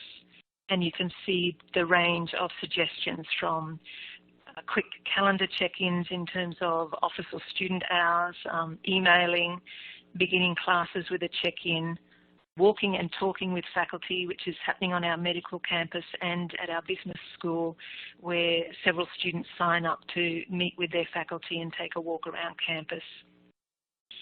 Other uses of technology such as exit polls, icebreakers that teachers have developed and shared on our Blackboard sites, quick polls during class, fun as well as content related, Kahoot, and then social media platforms, student video introductions, short and focused group projects, and then creating study groups. So these were some of the practices that faculty shared with each other at our last general coach meeting. So overall, the lessons we learned, as I said, are not necessarily new, but they're timely reminders of a few key principles. The first, transparency. Ideally, transparency happens at several levels. First, instructors would like their institutions to be more transparent, especially within the process of difficult decision-making that we are currently living through. That's not something that Centres for Teaching and Learning can necessarily impact in an immediate way, depending on the role they play in the institution. But transparency is also critical in our relations with faculty. We need to acknowledge what we can achieve and what is beyond us because of our size or because of other constraints. We also need to be transparent about what we don't know. The Learn From Anywhere modality was new to us, and although we were immersed in the literature about remote and hybrid teaching, and I had taught remote and some hybrid classes myself, we still had to learn how to apply some new ideas in real time along with faculty. For teaching with a mask on and having students sit 6 feet apart, these were new challenges for all of us. Working out how to bring the two cohorts of students together was also a challenge, especially when audio issues complicated the integration of the two groups.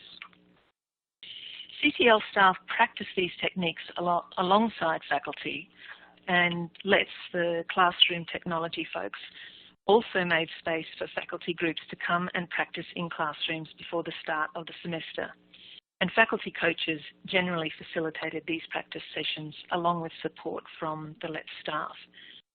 The transparency of learning together was an important aspect of the process. Timeliness is another principle that seems simple in theory, but was often difficult in practice over the last few months. Again, this timeliness may be at the institutional level. How do you support faculty if institutions had not yet made or announced important decisions that will directly affect faculty working conditions and practices? But at the more immediate level, timeliness was also a constant dilemma for CTL in our responses to faculty. We would be asked for a resource, and by the time we developed that resource, the focus had moved on, and a different resource would be seen as a priority. Learning to anticipate faculty needs in a more timely way is a critical lesson for us. In a much smaller way, we applied timeliness to our video resources that we're currently producing. Everyone feels time poor at the moment. So in response to faculty requests to have a clear sense of where to find information, even on short videos of 2 to 3 minutes, we now have a graphic in the opening slides that shows the key points and times to help faculty go immediately to the part of the video that speaks most directly to their questions. Teamwork is a critical part of this story. Our collaborations with other units, as I mentioned earlier, were essential, as were the collaborations with and between faculty themselves. Many of these teams turned out to be disciplinary specific, as faculty in different schools took on the challenge of developing resources or answering questions that were uppermost for faculty in their own departments.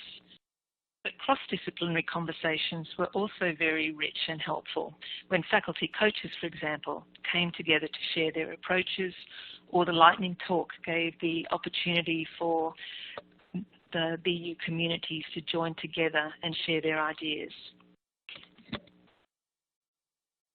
Another lesson is support, which I've already mentioned in a general way, but I want to go further. In a class environment, peer-to-peer learning does not emerge out of a vacuum. It needs planning and structure to make it a successful experience for the students. The same applies to peer-to-peer teaching and learning for faculty. The role for CTL staff is then to become the guide on the side rather than the sage on the stage. So those terms are something of a cliche now, but they do express the importance of a collective approach to learning and how that collective approach must be supported and sustained by an effective support structure. CTL's role was to develop and provide the support structure that would enable peer-to-peer learning. We did not work alone. We had intentional collaboration with the other units that I've mentioned, learning and events technology services, educational technologies, and the communication staff from digital learning and innovation. And we also had the intentional community of our faculty coaches. Reflection is the final point. So one of the hardest parts of operating in crisis mode is that you often cannot get time to draw back and find the time and the energy to reflect on what is happening and how you can creatively and usefully respond, as well as find a way forward. That's critical to do as an individual, but in these cases, we found that it's also critical for faculty to reflect together and to consider what they are learning and how they may need to change direction to learn new approaches. So have we perfected what we have learned from these lessons? Well, not yet. But as we both support faculty in this moment and think about the semester coming up in spring 2021, we are thinking of ways to implement these principles to create a more cohesive community that thrives on peer-to-peer learning. So to conclude, it's become a commonplace to say that the pandemic has brought both challenges and opportunities to educational institutions. The challenges are ongoing. We adapt to one new situation and learn how to accordingly adapt our teaching practices, and then we are confronted with more new circumstances. This is change at a remarkable pace. And as I said, the stress that comes with, the cognitive load that comes with stress is part of that change. So the opportunity I have focused on today is how teaching and learning can be much more horizontal in structure as it harnesses the pedagogical expertise of faculty. This horizontal learning emphasises collaboration and contribution between and by learners. In a recent study of peer-to-peer learning amongst faculty in medical schools, the authors made this relevant point. A collaborative model of peer-to-peer learning and support emphasises encouraging democratic relationships between equals, facilitation of mutual learning, and being a contributor to workplace faculty development. Where does that relationship building and mutual learning take us? It strengthens the role of teaching, while at the same time it decentralises the notion of expertise so that it is seen as being within the hands of all members of the community. Centres for Teaching and Learning are one part of this ecology of institutional community.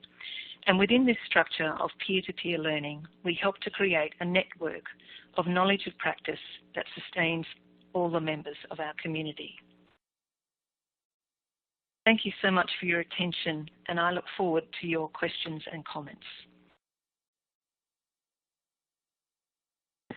Okay, so now we'll take some time to tackle questions from the audience.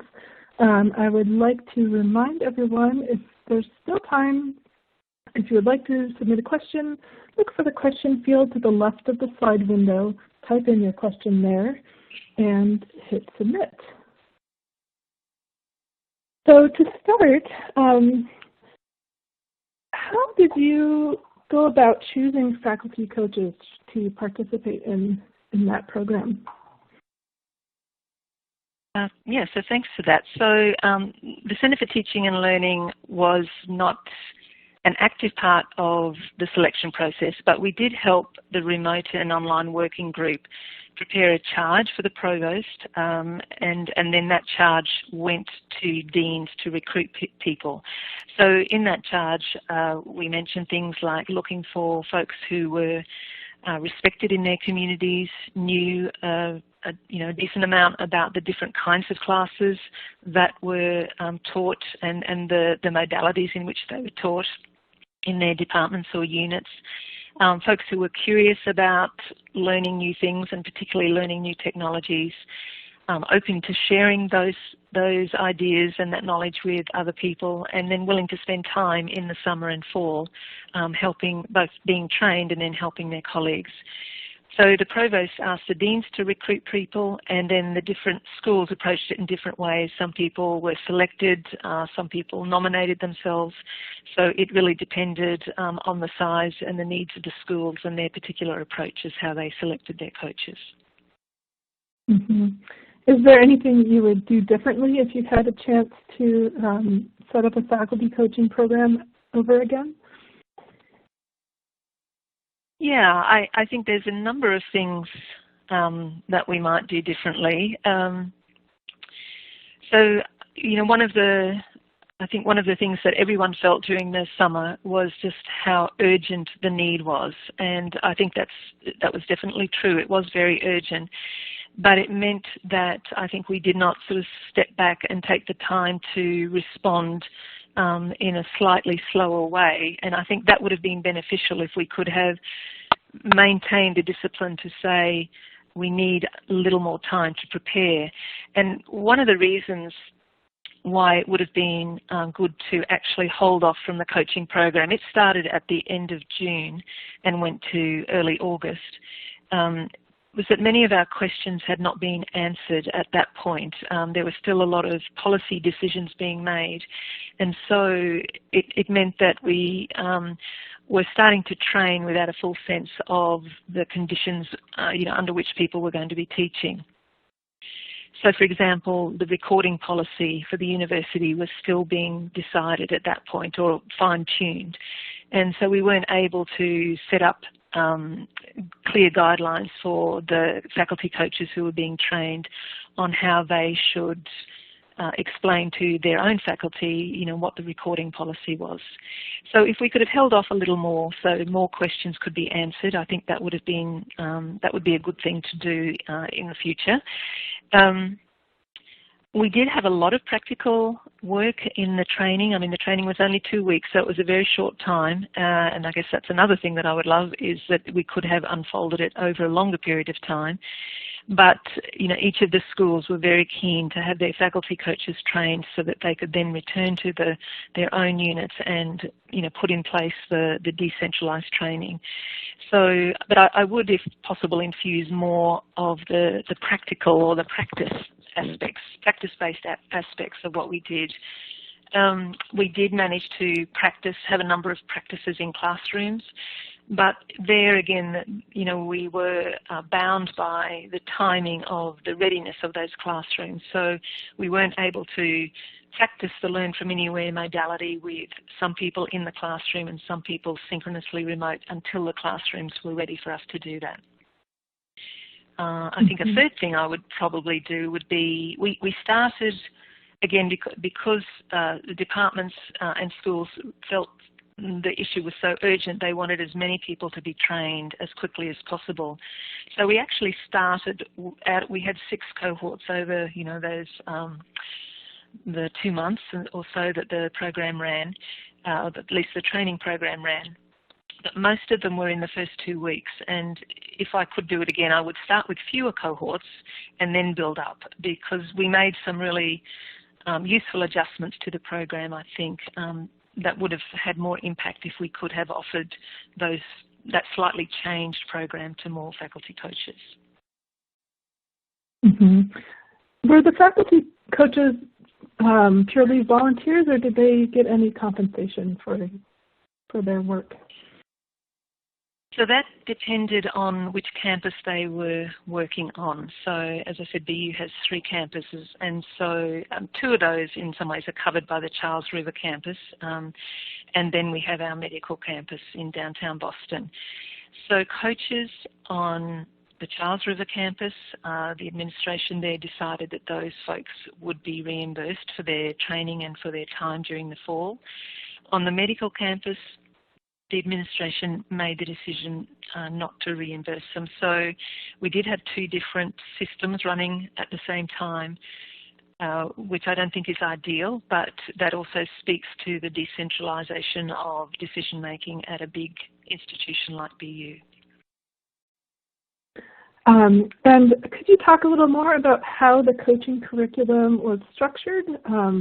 What kinds of learning experiences or topics and themes did it cover?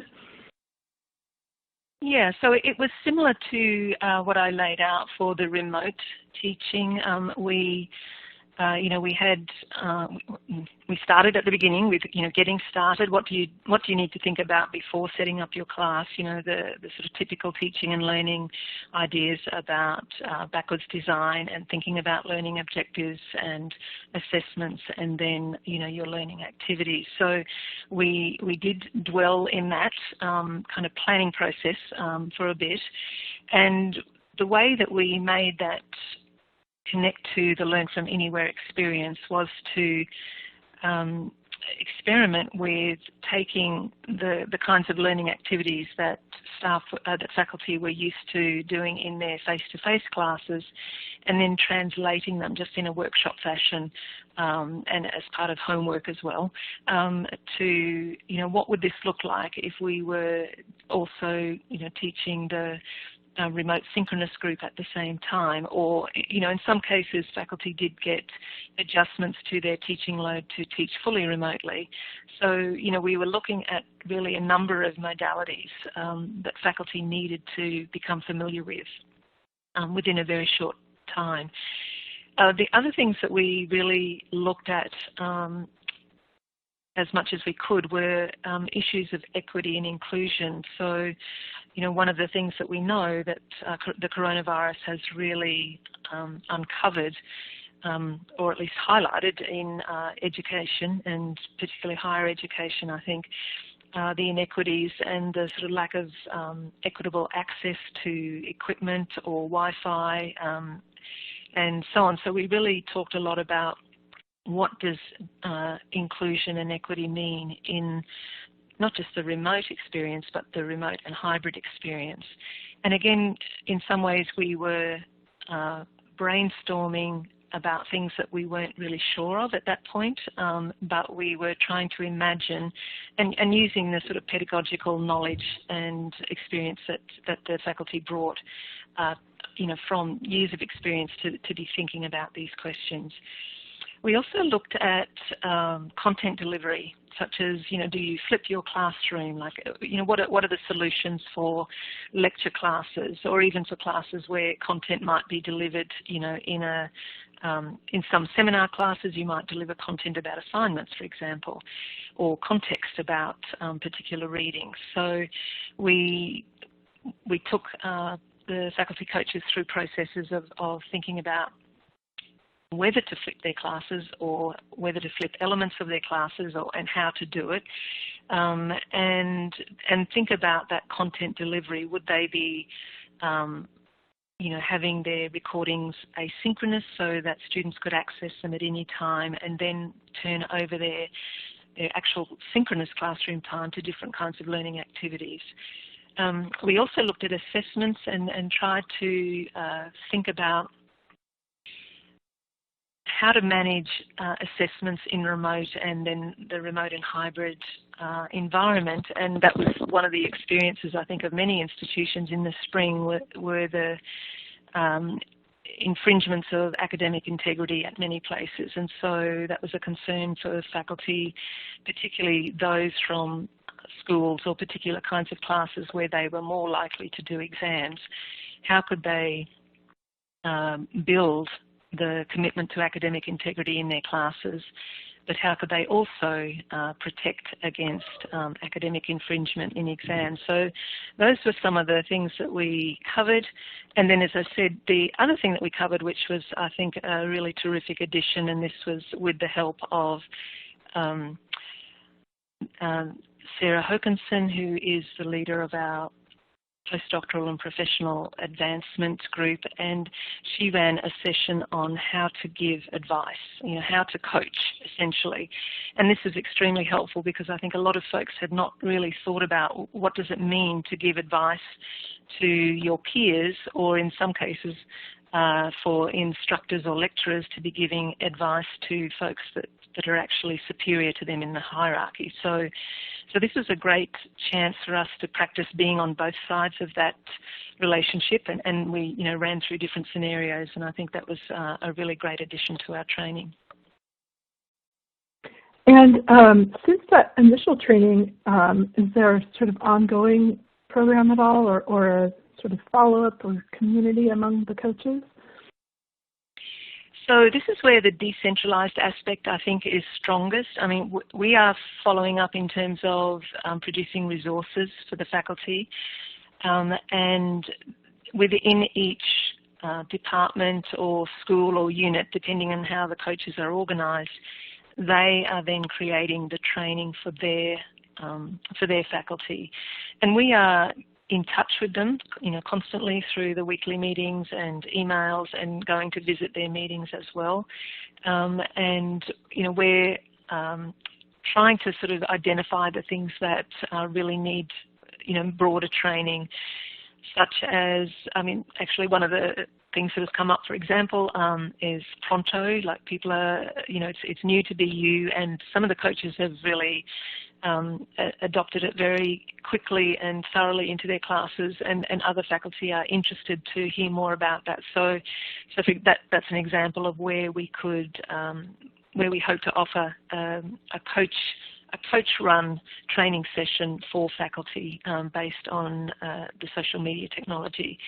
And we're also thinking about further training on flipping classes, for example.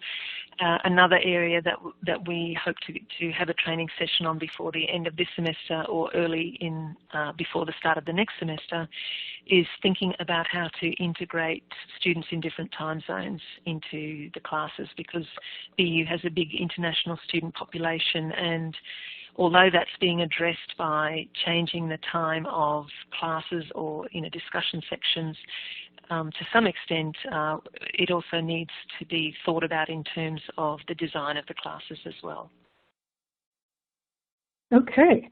Well, that's all the time we have for today. I would like to thank Deb for a wonderful presentation, and thank you also to our event sponsor, Citrix, for helping make today's conference possible.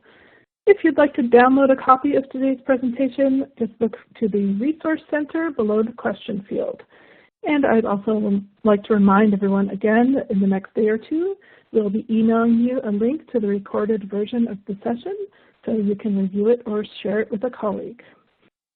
Our next session, Teaching Technology Trends, Remote Spring Data and Future Implications, begins right here at 11:30 a.m. Pacific. Thank you very much for attending the Distance Learning Summit. This concludes session 2.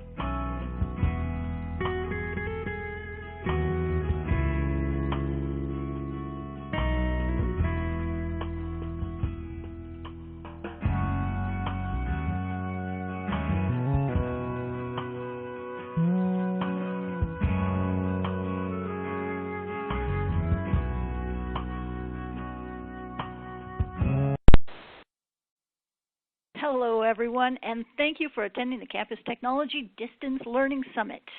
My name is Diane Schaffhauser, and I'm a reporter for Campus Technology magazine. As executive editor Rhea Kelly has shared, this is a series of online sessions intended to help you understand the new normal of higher ed. While the Distance Learning Summit was produced by the staff of Campus Technology, we're able to make it available free to you through the generous support of our event sponsor, Citrix.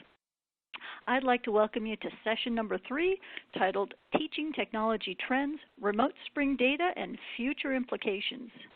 Before I introduce our guest speaker for that session, I'd like to cover a few housekeeping items. Sorry if this is a rerun for you. First, if you want to enlarge the slides, look for the square icon in the top right corner of the slide window. You can also view the presentation in full screen mode by clicking the squared arrows icon. If you'd like to submit a question at any time, the question field to the left of the slide window. Type in your question there and hit submit, and we'll field those questions at the end of the presentation. If you have any technical difficulties during the session, look for the yellow question mark icon below the slide window. Click there for some technical help.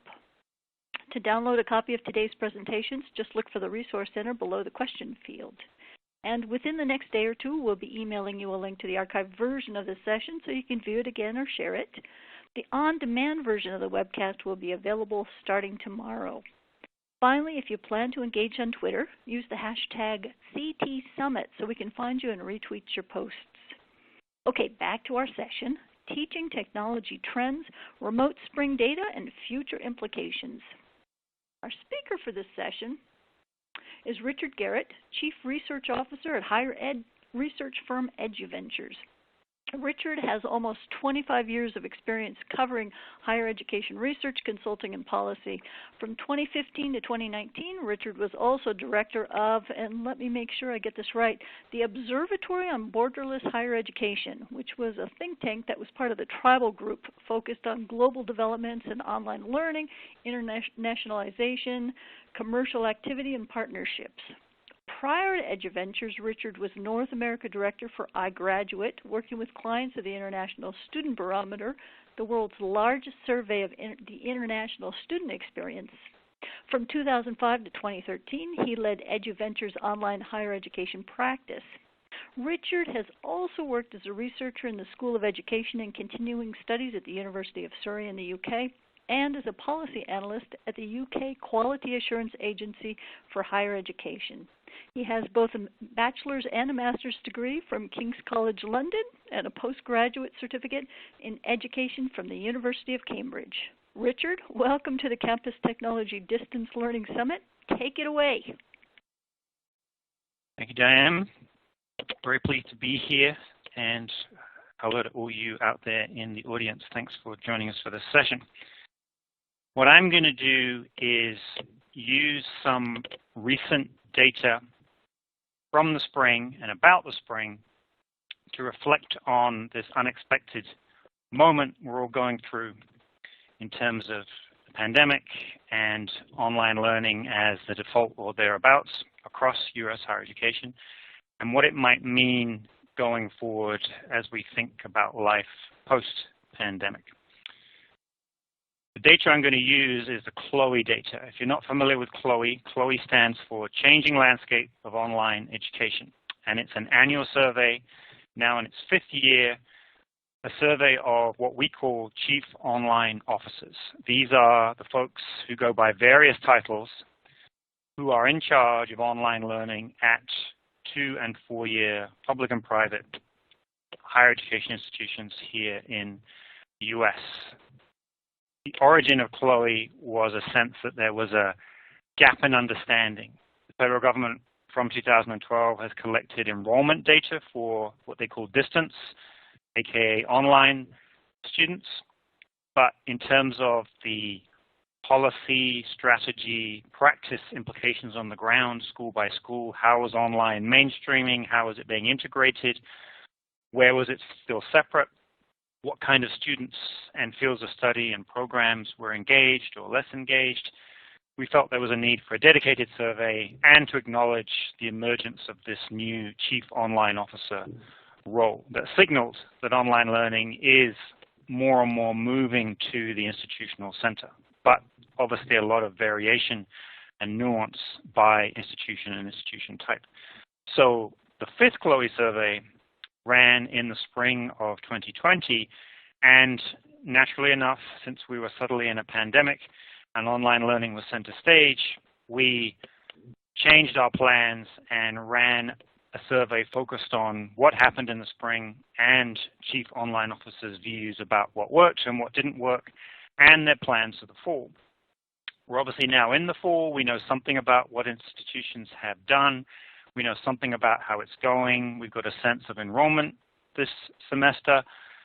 But what I'm going to do is show you some highlights from what happened in the spring, what was anticipated in the fall, and my interpretation of what all this means for online learning and more generally teaching with technology going forward as we contemplate life, who knows quite when, but post-pandemic. Now, if we think about pre-pandemic, mid-pandemic, and post-pandemic when it comes to online learning, I would argue that pre-pandemic online learning was very much, at most schools, a bottom-up organic activity, faculty-led, led by enthusiasts, but steadily mainstreaming across more and more schools and students and fields of study. We know at undergraduate level, pre-pandemic, about 20% of undergrads took at least one online course, but were not studying fully online, and about 15% of undergrads were studying fully online. So in combination, more than a third of undergrads were engaged in at least one online course. And that ratio had been rising, not dramatically, but steadily over the last decade. At graduate level, we have the reverse. About 30% of graduate students, mostly master's students, were studying fully online pre-pandemic, and only about 9% were studying online short of fully online. The emphasis of online was very much convenience rather than pedagogical sophistication or innovation, I would argue. The norm was asynchronous study rather than synchronous. And when it comes to cost and price, the emphasis at most schools was parity, emphasizing same quality, same faculty, same credential, rather than anything radically different that might support a lower cost structure and therefore a different price structure. Right now, mid-pandemic, we've got a rather different situation, I would argue, since the student population, the largest body of students that suddenly had to think about online in a way they hadn't to before was residential or commuter undergraduates. And because their faculty were used to teaching in live classrooms, there was a sense of, well, to manage the pandemic, to achieve academic continuity, we've got to emphasize synchronous learning rather than the asynchronous norm that prevailed pre-pandemic for adult undergrads and grad students. That's one interesting difference. Also, we've seen this waxing and waning through the summer as to were schools going to reopen as normal? Were they going to remain fully online? Were they going to come up with some sort of hybrid in between? And because the pandemic's been very unpredictable by geography and a number of other variables, we've ended up with this patchwork of approaches. No particular approach has won out, however you look at it, and it's not clear which somehow might be the best approach because it depends how you look at that question. Is it best experientially? Is it best in terms of cost? Is it best in terms of value for money for the student? Best in terms of safety? All kinds of angles on this very complicated, unusual situation. And then the enrollment numbers we've received recently from the National Student Clearinghouse, the early numbers, and they recently issued data for now a small majority of schools reporting their enrollment numbers for the fall, and that confirmed an even steeper two-year school decline, primarily community colleges, down almost 10 percentage points year over year, and steadier performance at four-year schools at undergraduate level, modest decline, particularly at public four-year schools, a little more decline at privates on average. Obviously, individual schools vary. And then graduate enrollment, whether it's masters or certificates of one kind or another, up pretty strongly.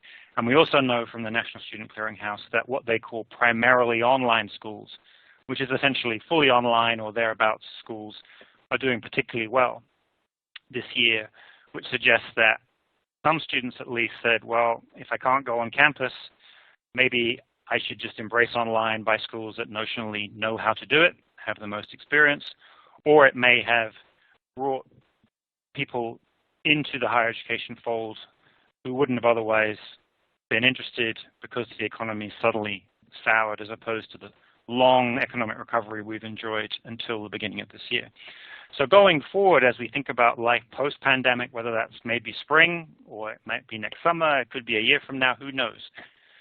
Will online learning play a bigger role? I think the simple answer there is yes, but I think the really interesting question is, will the pandemic somehow force schools to get more strategic about online?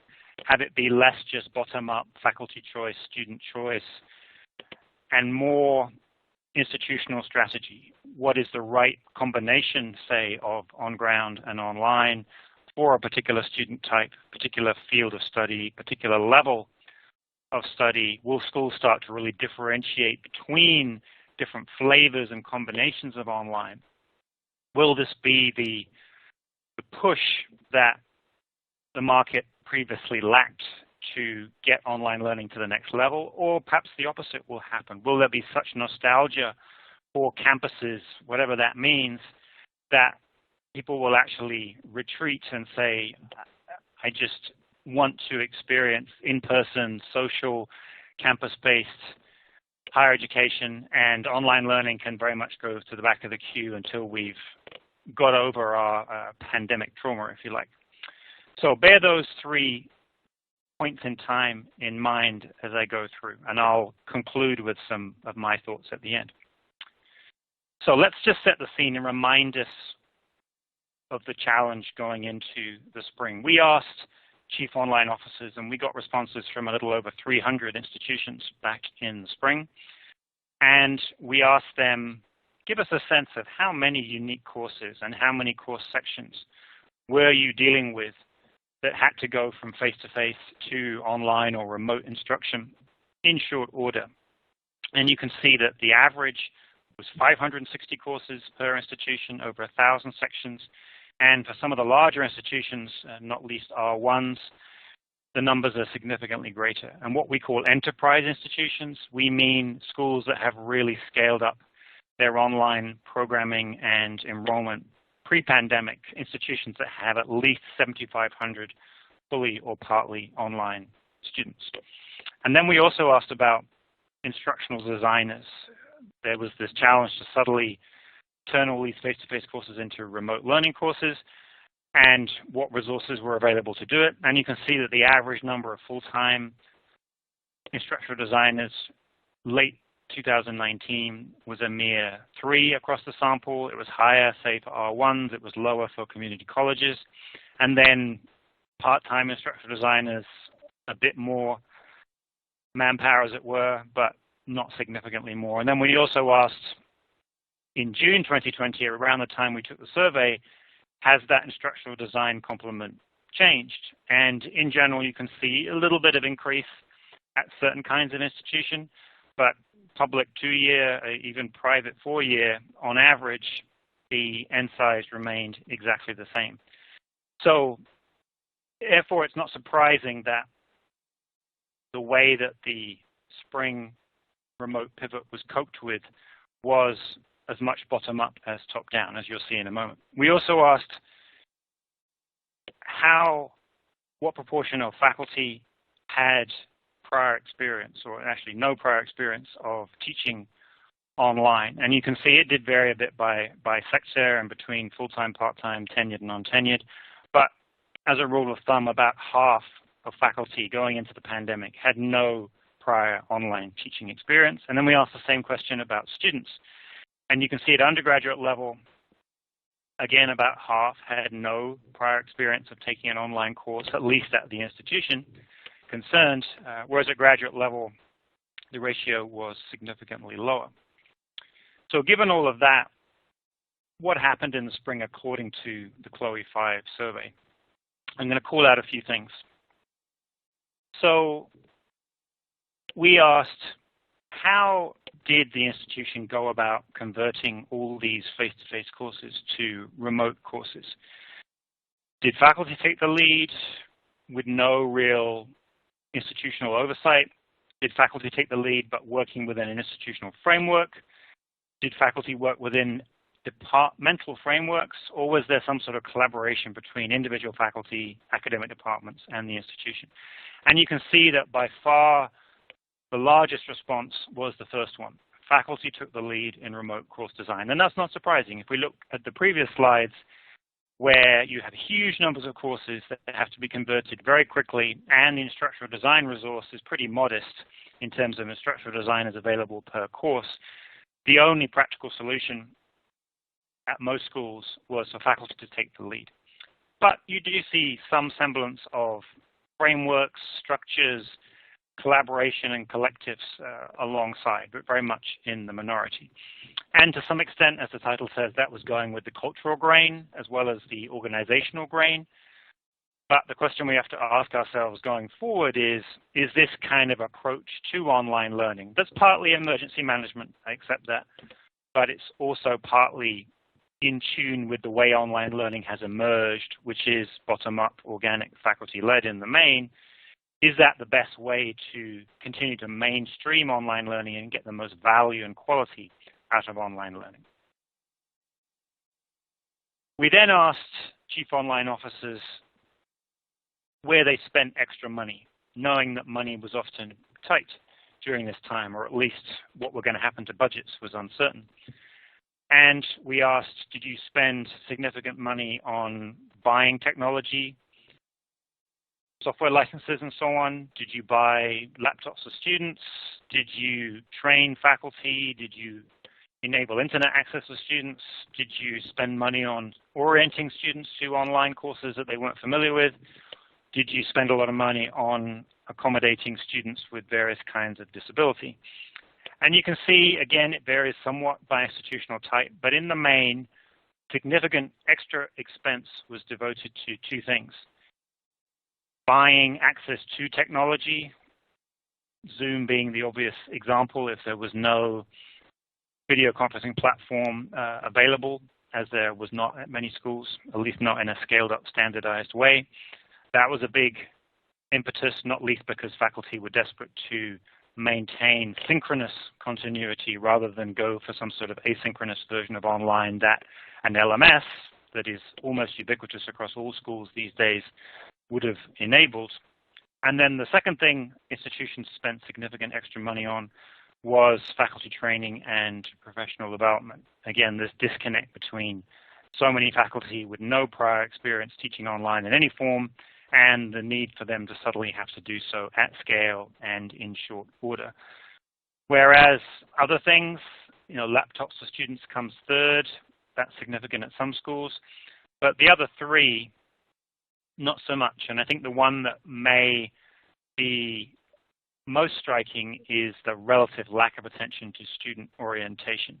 Now, perhaps institutions were able to orient students without spending additional money, whereas to train faculty, they somehow had to spend significant dollars. That could be the explanation, but I also wonder whether there's a bit of a disconnect between all the attention paid to faculty and getting them up to speed, necessary though it certainly was, and perhaps too little attention paid to students to orient them to something that for them was equally unfamiliar and challenging and uneven and not what they signed up for, and to what extent might there have been value in a more balanced approach where student orientation got just as much attention as faculty training.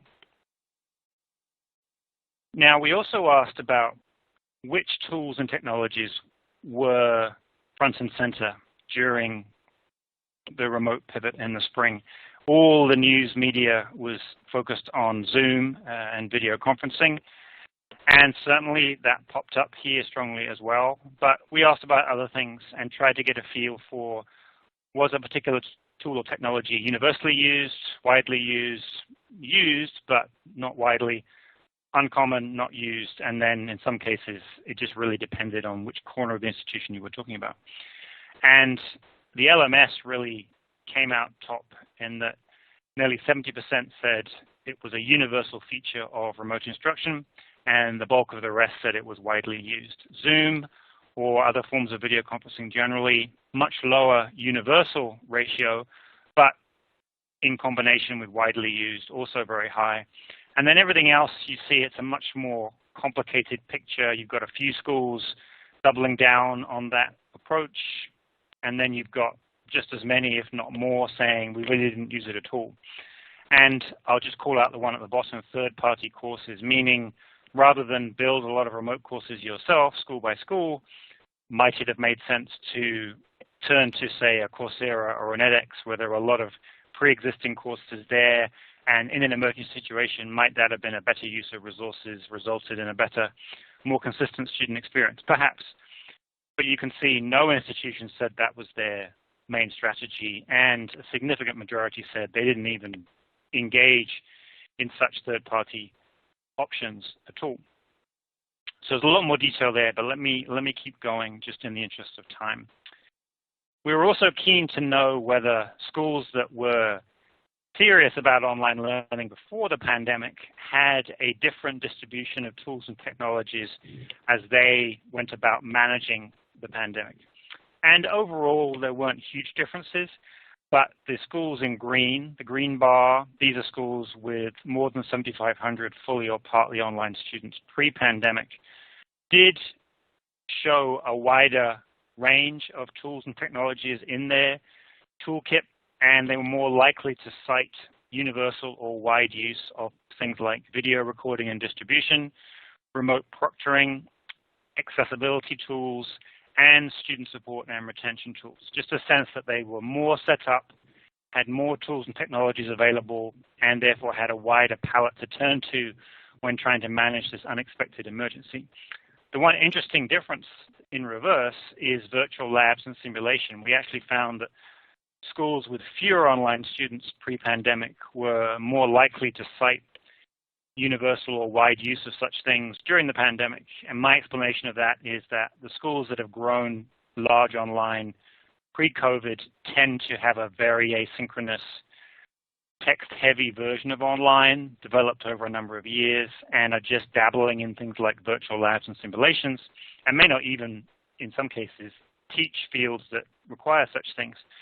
Whereas the kind of school, the everyday school that was thrown off balance by the pandemic, often did have significant numbers of classes that did depend on labs, and because of that instinct around synchronous instruction and academic continuity, there was more emphasis than usual compared to pre-pandemic in trying to find virtual equivalents to labs and even hands-on elements of courses that would normally have been done face-to-face but suddenly couldn't be, or it was more challenging.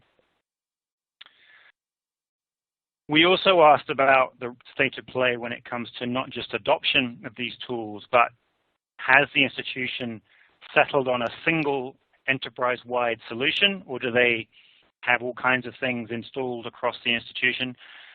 And do they host locally, or is the solution hosted in the cloud? And you can see there's interesting differences depending on technology segment. And I won't go into all of them. They're not even all featured here. But if you look at the LMS, the most mature one, arguably, you can see very high rates of adoption, very high rates of single solution, and the highest or almost highest rates of cloud. And to me, all that suggests maturity. Everyone's using it. They've all settled on one solution rather than many for all kinds of efficiency and cost-effectiveness gains. And as with any mission-critical system, increasingly, having it in the cloud tends to have more advantages than not, rather than hosting it locally. Whereas if you look at the rest, adoption might be high, but typically schools are juggling multiple solutions rather than one, and cloud adoption is still in the minority or thereabouts. So just something to watch, but it does emphasize the relative immaturity of online learning and teaching with technology in the broad sense. And we have to understand that, I think, if we're to judge what's going on today in terms of pandemic management and the extent to which this experience might accelerate some of this maturation going forward, and would that be in the best interests of most schools, most faculty, and most students. So I'm now going to offer a polling question and hand over to the moderator to go over that. Thanks, Richard. Okay, folks, at your school, tell us, this fall, is there still a gap that you see between remote instruction and quality online learning? Yes, still a big gap? Yes, a smaller gap? No gap at all. Let's hear what you have to say about that.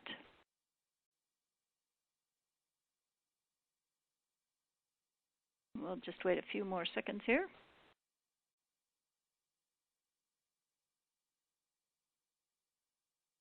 All right, let's go ahead and push the results there, Richard. Okay, interesting. So yes, the majority, nearly 60%, say yes, they still see a big gap. But a third saying the gap has shrunk, which is what you would hope to see. And 8% now see no gap, and perhaps they're coming from a wholly online institution, who knows, or perhaps they've genuinely closed the gap in their view over the past few months. But that, I think, tells you that we've come a long way since the spring, but the idea that we've, in just a few short months, addressed that gap wholeheartedly across the country, I think is still clearly not the case, but progress is being made. So thank you for that. That's interesting. So we asked about OPMs, online program management companies that help colleges and universities develop and market and support their online programs, primarily at graduate level, but increasingly diversified. And we asked, to what extent did you, in the spring, to manage the pandemic, turn to an OPM type entity? And we found very, very few cases of that. 90% of the sample said we did everything in-house. We didn't rely on some third party in any significant way. 8% said that was mostly true, but they did turn to the third party for certain things. And then the remaining options were negligible or completely absent. We then asked for schools that already had an OPM contract pre-pandemic, was the pandemic making them think differently about that relationship? The most common response we got was the institution is going to ramp up internal capacity rather than somehow rely on an OPM more. But we also saw examples of expand current agreement, a lot of uncertainty, renew the agreement, renegotiate the agreement. Only 8% said they were going to end those agreements, or 10% said we're going to turn to some other kind of OPM. So I think the pandemic is probably good for OPMs, but I think it's even better for institutions taking internal capacity for online learning more seriously. So we then asked chief online officers what worked and what was next. And this table contrasts their view as to the relative ease of making the remote pivot in the spring, and then how successful they perceived it to be. And you can see that a higher proportion, 36%, thought the experience smooth and straightforward than the 21% that thought it was very successful. So I think logistically, the spring was a win, could have gone much worse, but really saying we did more than basic academic continuity, important and impressive though that was, most chief online officers said, yes, we've still got a lot of work to do if we're to raise the bar in the fall. And second polling question, Diane. Great. Okay, folks, here's another question for you. At your school, as the fall semester progresses, how concerned are you about spring 2021 undergraduate retention? Not at all concerned, somewhat concerned, very concerned. 2021 undergraduate retention. We'll just wait a few minutes here to get some more response in.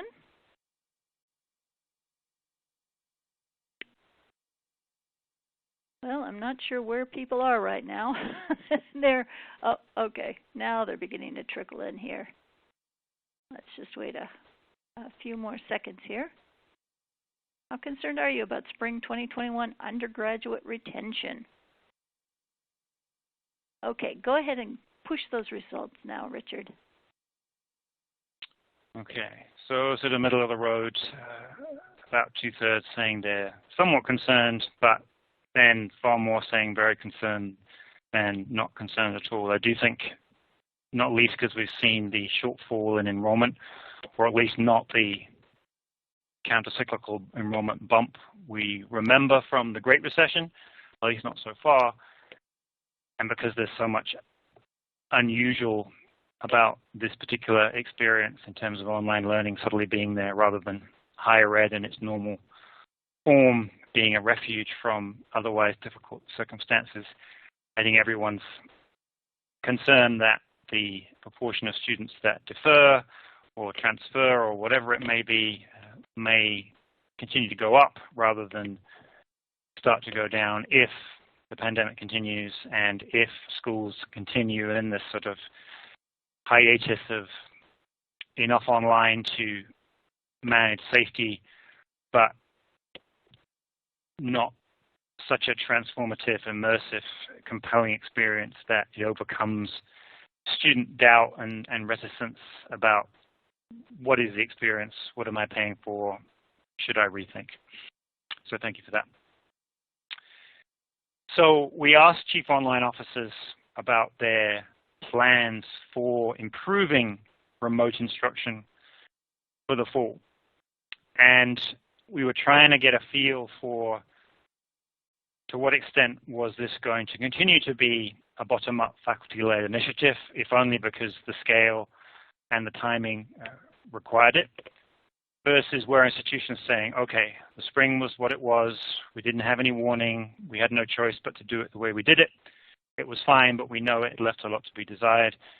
Can we use the months of late spring, summer to really come up with an approach that doesn't drive faculty crazy, doesn't reinvent the wheel, doesn't waste a lot of time and resources, and results in something that we can be proud of, we can stand behind, and we can put out there to our current students, people who are still deciding whether to enroll this fall or not, and make the most of the difficult situation.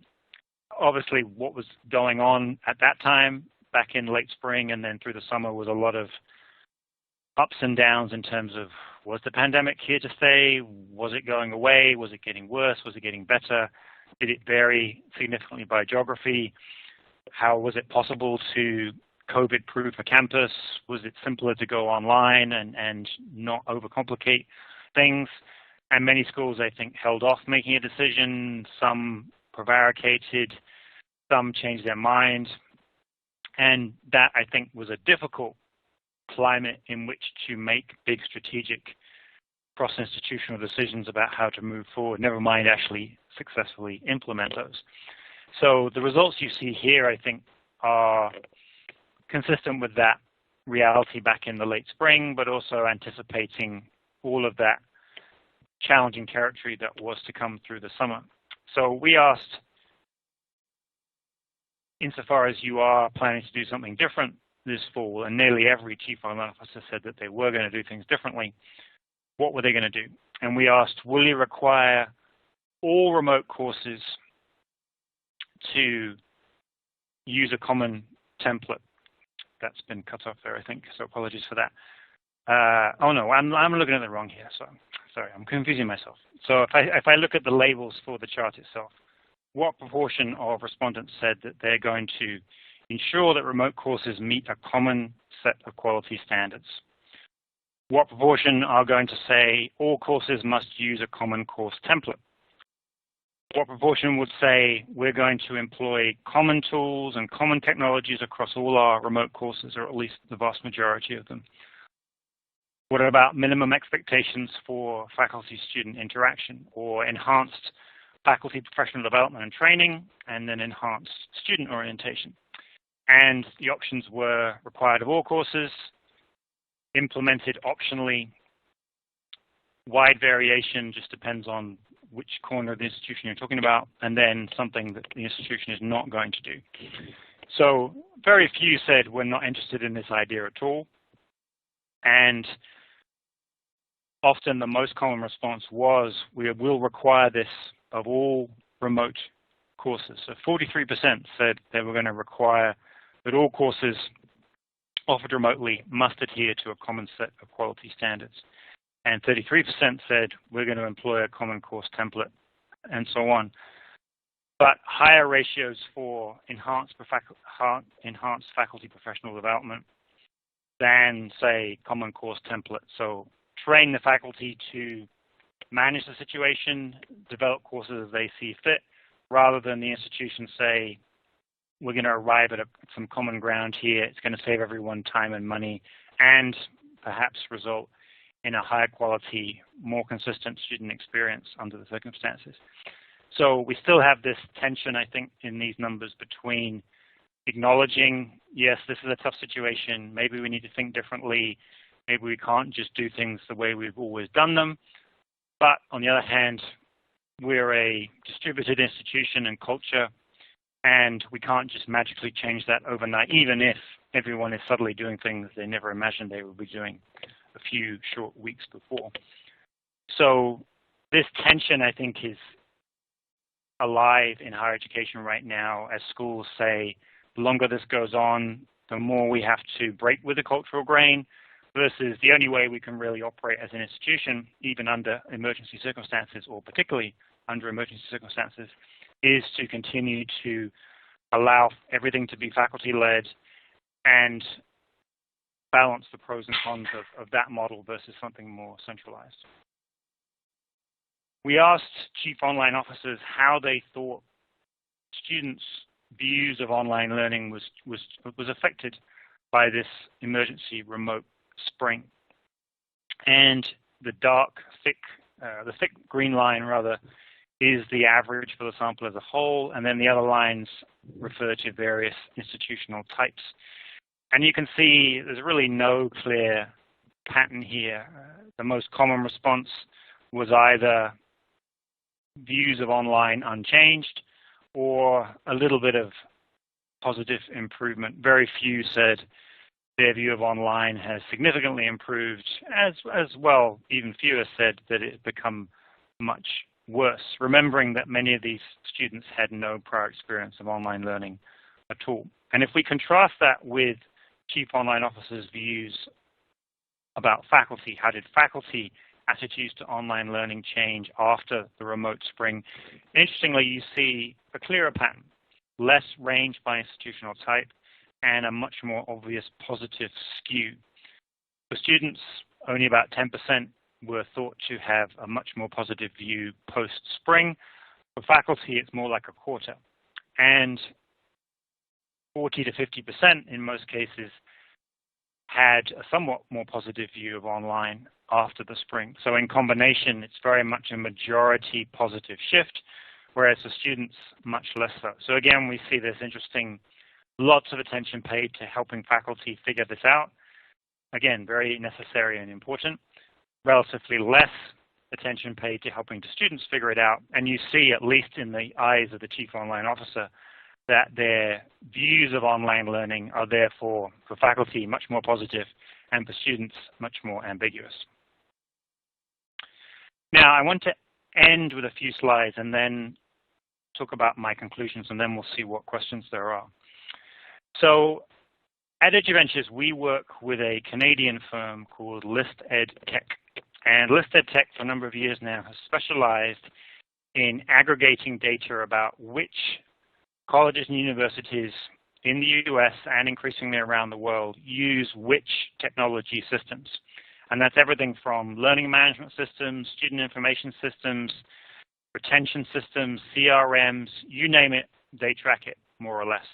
And I'm going to show you 3 slides. This is the first one that just offers some long-term and near-term trends about which types of technology solution are being adopted when, and what's changed recently during the pandemic.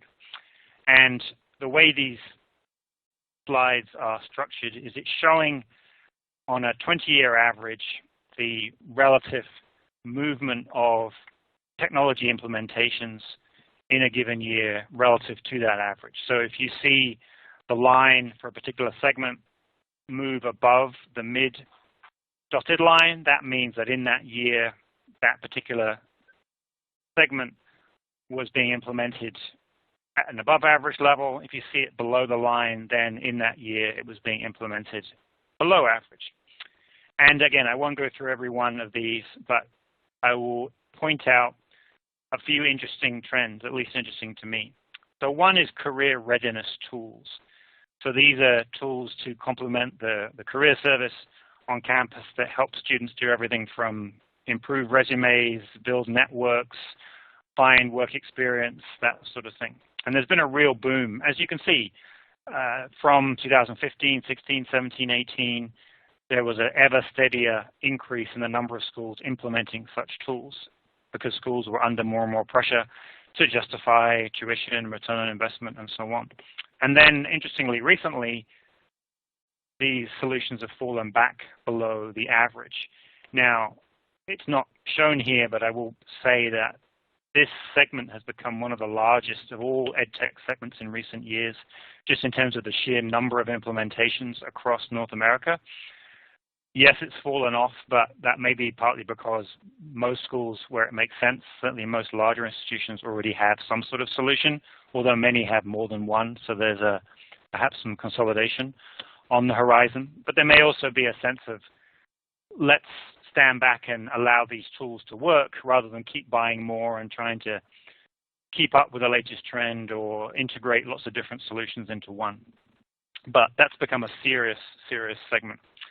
Conferencing systems, meaning video conferencing, aka Zoom, etc. You can see dramatic increase, steady increase over time, and then dramatic increase this year. In particular, if you then look at e-portfolios, I would say this is a much more modest segment in terms of the number of schools that have adopted it. And you saw that spike in 2016, and then it started to fall off ever since. Does this reflect some disquiet about value? Was this something of a fad? Or does it just take time for something as rich and dynamic as an e-portfolio to start to show up in institutional marketing, recruitment success, student outcomes, et cetera, et cetera? If we go to the second of the three slides, I'll call out two other segments. Again, same structure for interpreting the data. A segment called faculty systems, which means essentially technology that tracks faculty courses, activity, engagement with professional development, evaluation, HR, all kinds of things. That spiked during the pandemic because, understandably, schools suddenly needed to track faculty who were no longer on campus, were suddenly distributed all over the place and doing things that were not normal for them. And the idea of could technology help manage that was suddenly very, very important. And then learning analytics is an interesting one, was very topical a few years ago, and you can see some spikes, but it's not shown here, but very modest adoption in terms of number of institutions implementing such tools.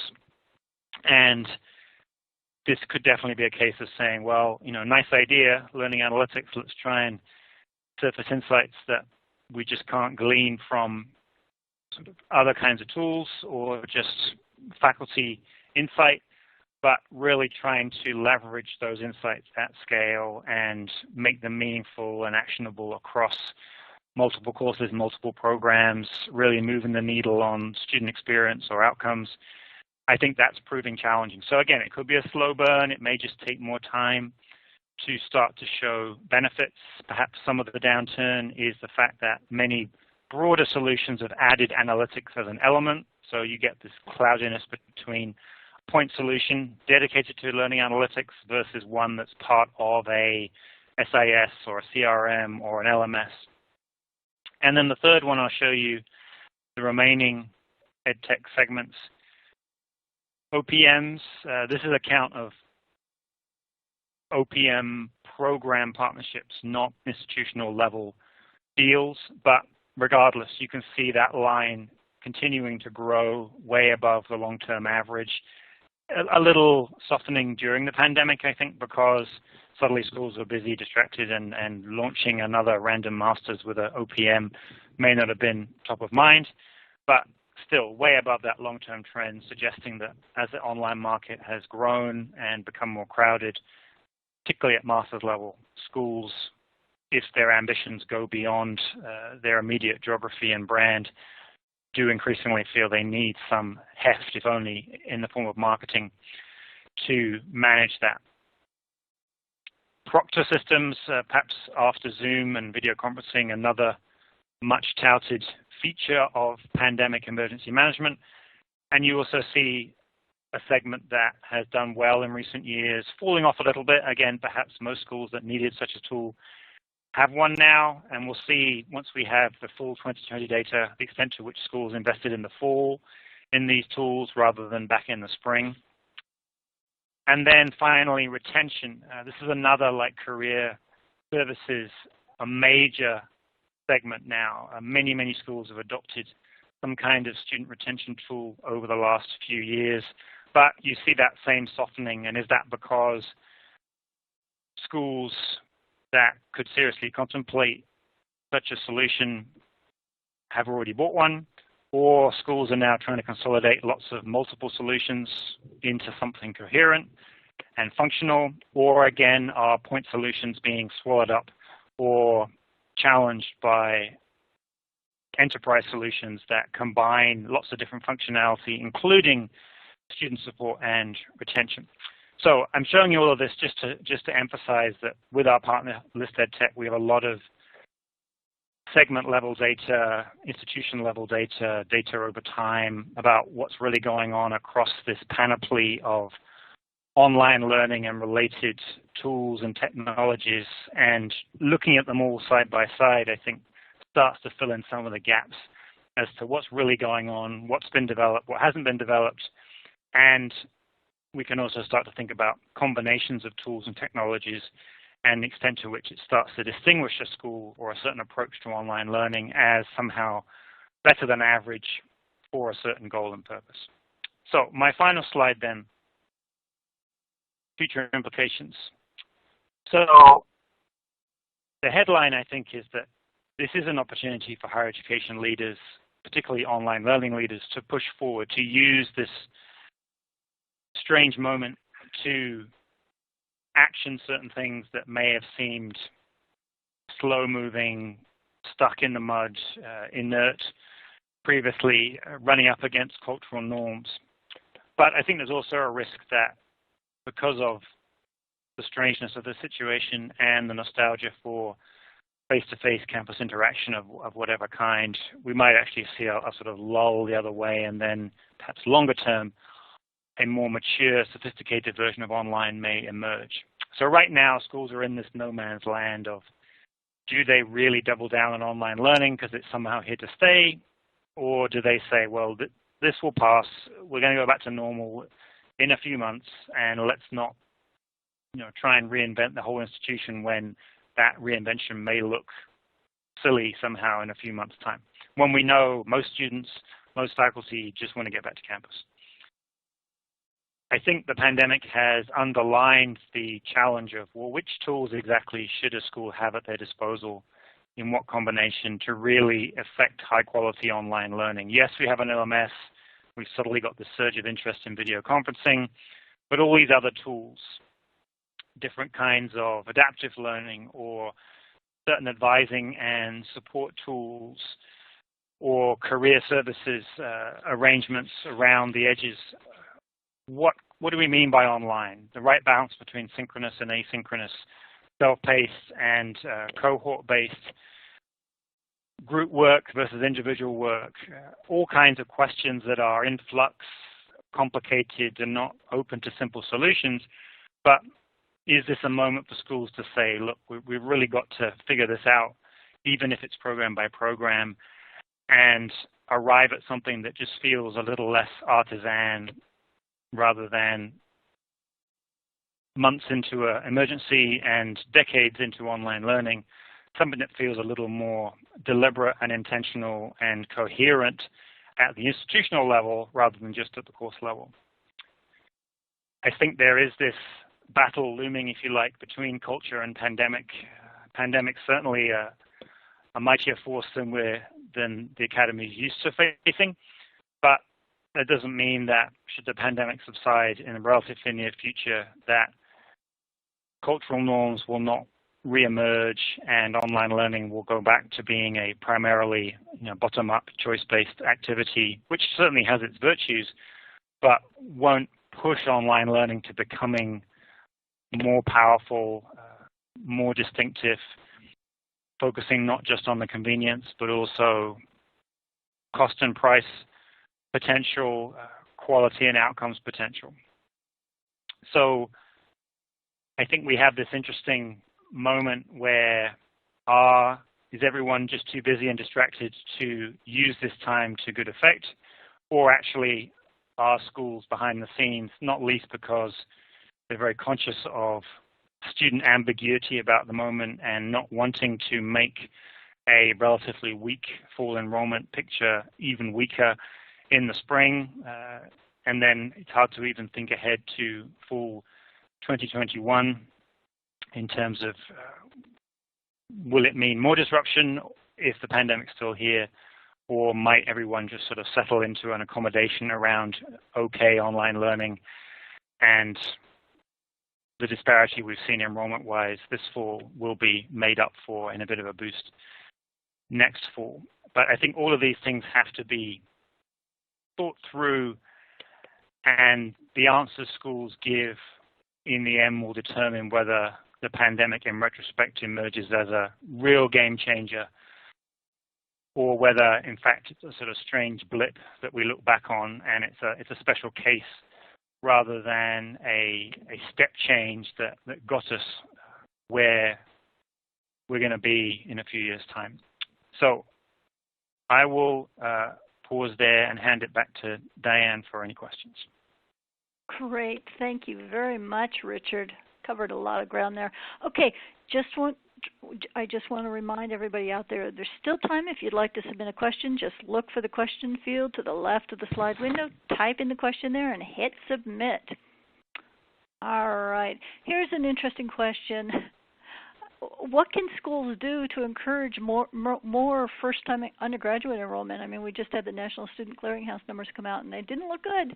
So what can schools do to encourage more of that first-time undergraduate enrollment this fall and into spring 2021?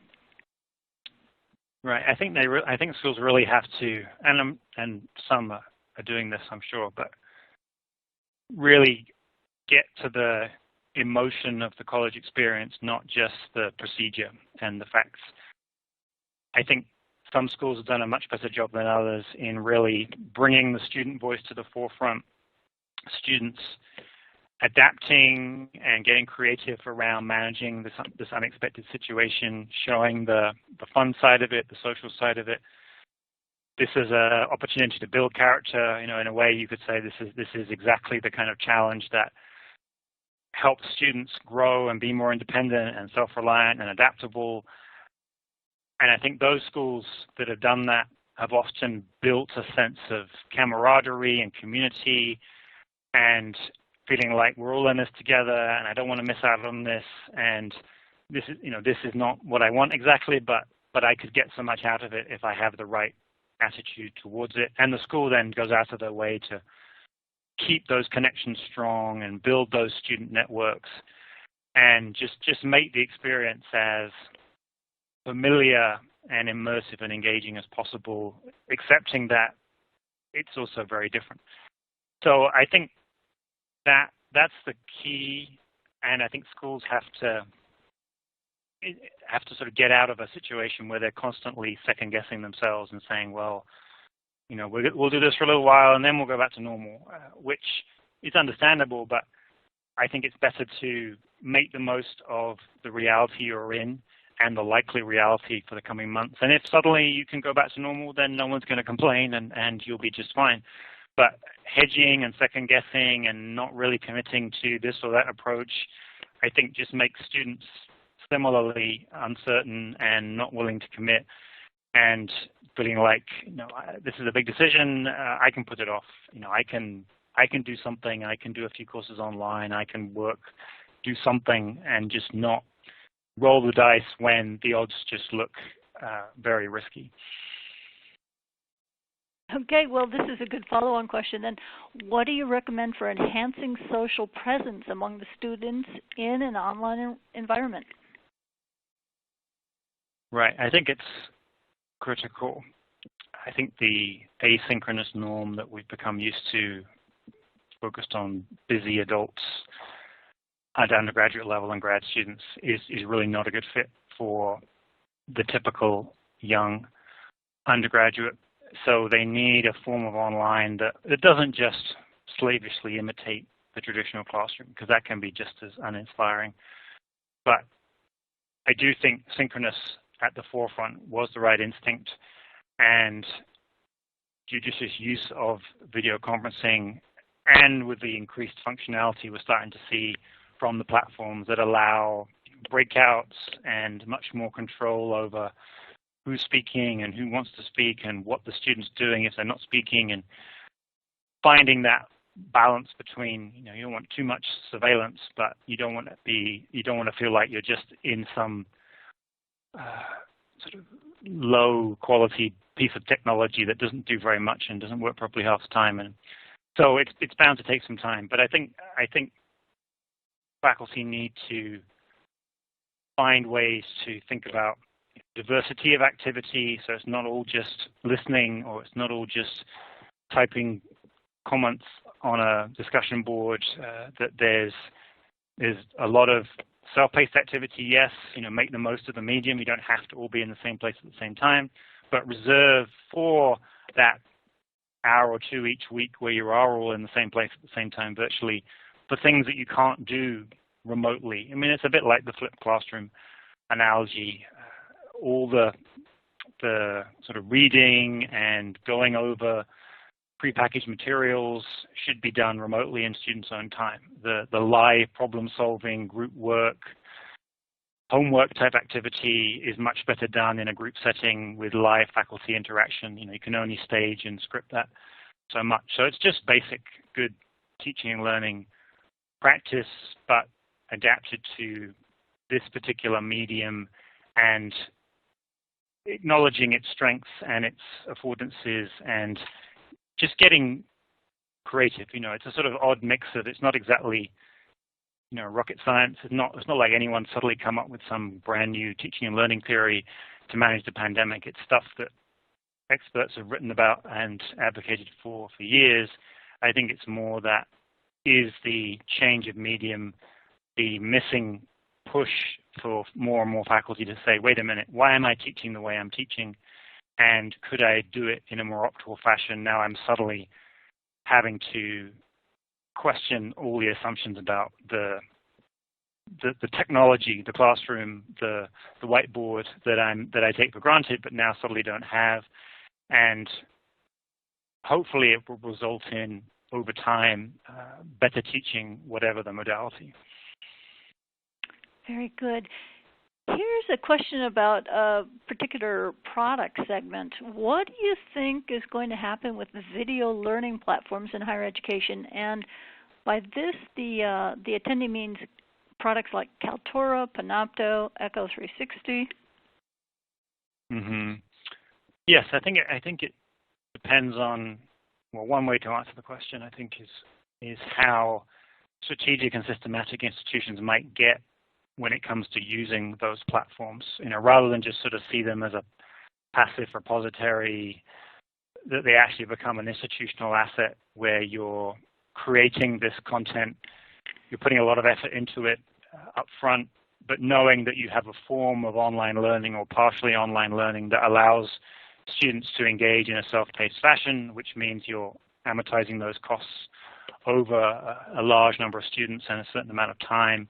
And then I think those platforms can become very, very valuable and move closer to the sort of strategic center of the institution and move from the sort of CIO's world to, or the chief technology officer's world, more into the sort of head of teaching and learning world. So I think that's the opportunity, but they have to persuade institutions that this kind of video-based courseware is and could be much higher quality, much more of an institutional asset, and much more at the core of this next generation online learning strategy. Because I don't think at most institutions it's really used that way. It's much more fragmented and inconsistent and passive. Very good. Okay, I've got time. I'm going to squeeze in one more question, Richard. Do you feel that the role of the instructional designer is going to be drastically increased as well as more job opportunities? I think, it should be, insofar as what institutions are missing is that sense of enterprise-wide approach to teaching and learning. But again, most instructional designers are more in the sort of partnership approach. Faculty want to do X or Y. Instructional designer has their input, and in partnership they come up with something. But it's, in a way, it's sort of the artisan equivalent to the way faculty tend to build courses. But as we saw at the beginning, because most schools have very few instructional designers, they've hardly scaled up that resource to somehow match the faculty resource.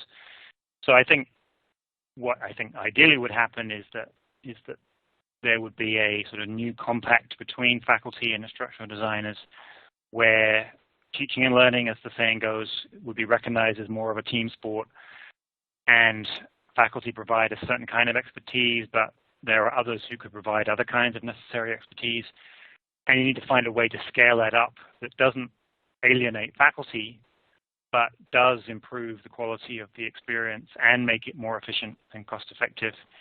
And I think some of that, yes, is about more instructional designers, but I think some of it's about taking a more systematic approach to course development, which doesn't assume that the only way you can build a course or offer a course is to build it in-house, have one faculty member do most of the work, even if that course is essentially a commodity across lots of other schools.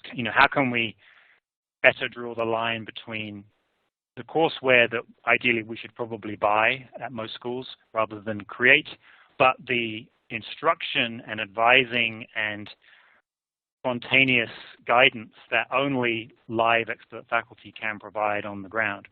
And I think most schools have just got that line completely unclear and confused.